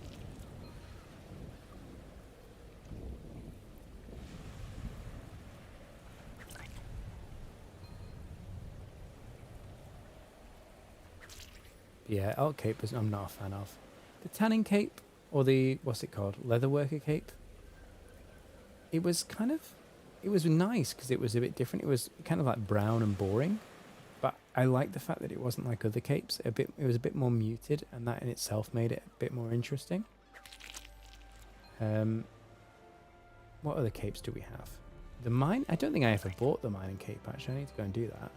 The merchanting cape, I wasn't a big fan of. The detective cape I think was cool. I think detective was my first level 50 actually, other than the combat skill. I've done this I'm just skipped the potatoes completely. I've done this in a weird order, but it's fine.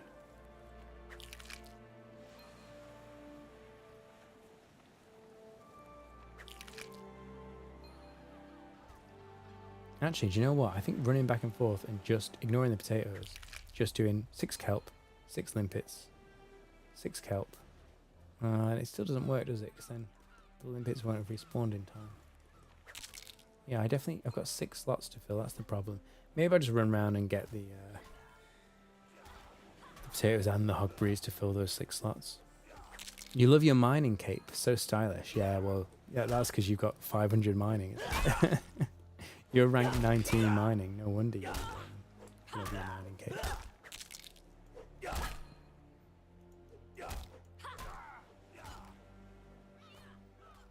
Alright, I'm starting to get sleepy now. I can feel my eyes going, so I'm gonna have to wind it up pretty soon. But we'll get this level 50 cape. We'll fill up this inventory.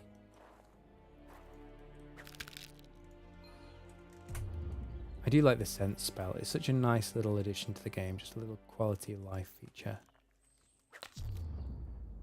Although I do wish I could click on the hogberries from here and not have to like manipulate the camera around like that. Feels like you just don't quite zoom out enough, do you? To click on all the things in the room. Maybe that's deliberate, so that you don't just play the whole game completely zoomed out and not see anything. But it's a bit awkward when you got something just off the screen. I mean, I could do this. Although, does that zoom me in? No, it doesn't. Okay. I missed one. What did I miss? I missed a hogberry somewhere. I cancelled my action. My bad. This is super inefficient. You would like a global exploration skill. That's interesting. But what do you mean by that? Do you mean like just going into all the rooms and unlocking all the rooms? How would that work? I must admit, in the like teasers before they launched the game, and I saw the little cards, you know, when you look something up like this, you see a little card. I did hope it was going to be some kind of like mini game, almost like Gwent from The Witcher or something like that. I mean, it's a strange design choice to have these little cards. It's cool, but it's weird. It doesn't seem to be a reason for it.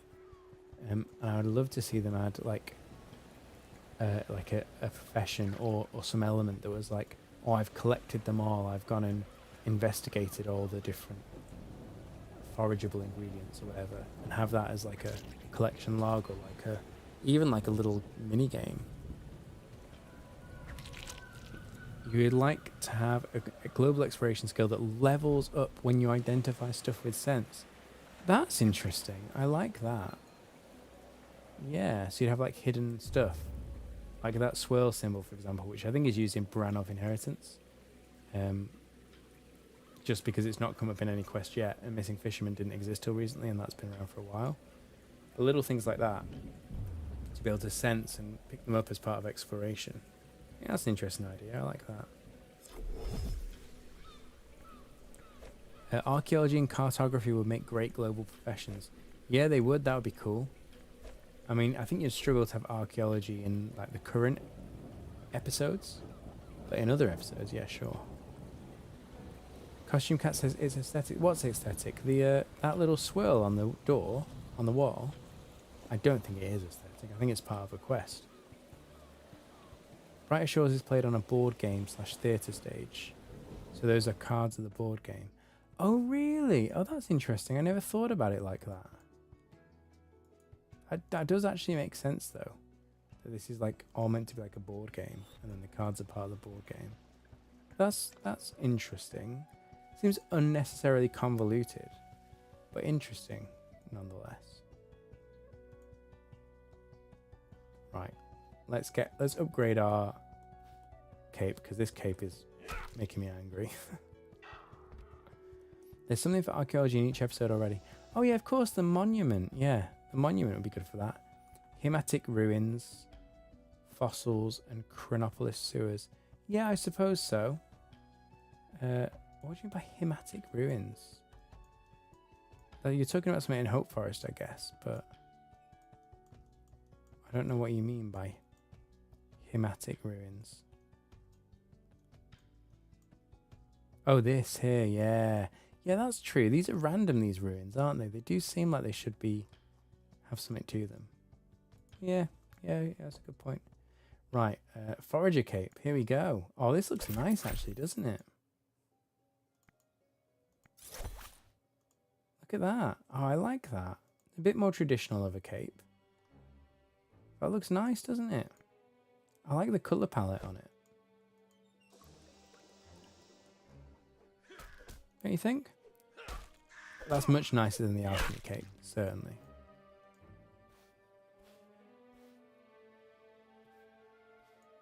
Yeah, yeah. Definitely the whole aesthetic for the game is that kind of little modular sort of D&D style builds. Yeah, you're 100% right about that. And the houses, yeah, they are designed like that. They did openly say that that's where they got the inspiration from. Like these tiles with these kind of little gaps between them here. It's all designed for that kind of aesthetic. Interesting. Okay. I mean, it does make sense what you're saying. I've just never heard that explanation for the cards before. Cool. Yeah, Forager Cape looks cool, doesn't it? Also seems longer than the other capes at this level, but maybe I'm wrong about that. Maybe it's just the design at the bottom makes it look that way. But yeah, I think it's time, guys. It is. We've managed to get one quest done, which was great. We did Herbalist Hurdle, and we got 50 Forager, which is fantastic, and we got a few chef levels. So the next couple of weeks, I'm going to be working on getting these other levels done off stream, and then in the next stream, in 2 weeks' time, we'll certainly do Brannoff Inheritance. We might even do Missing Fisherman. Next Sunday, I'll be doing my Road to Quest Cape stream on RuneScape, and I'm gonna. I don't want to promise, but I'm pretty sure I'm gonna get the next Bright Shores Locked episode out this week on YouTube as well. So yeah, look out for that. Thank you so much for hanging out. It's been really nice chilling with you guys. You're brilliant. I do appreciate your support. If you want to see my content, you know, get notified when I go live and see my videos coming up on your feed, then please do consider subscribing, because it makes a huge difference to me. Following on Twitch, all that good stuff. Like I said before, it would change my life if people did like my content and follow it. So yeah, but thank you so much for hanging out, and I hope you have a great night. Thanks all. Have a good one.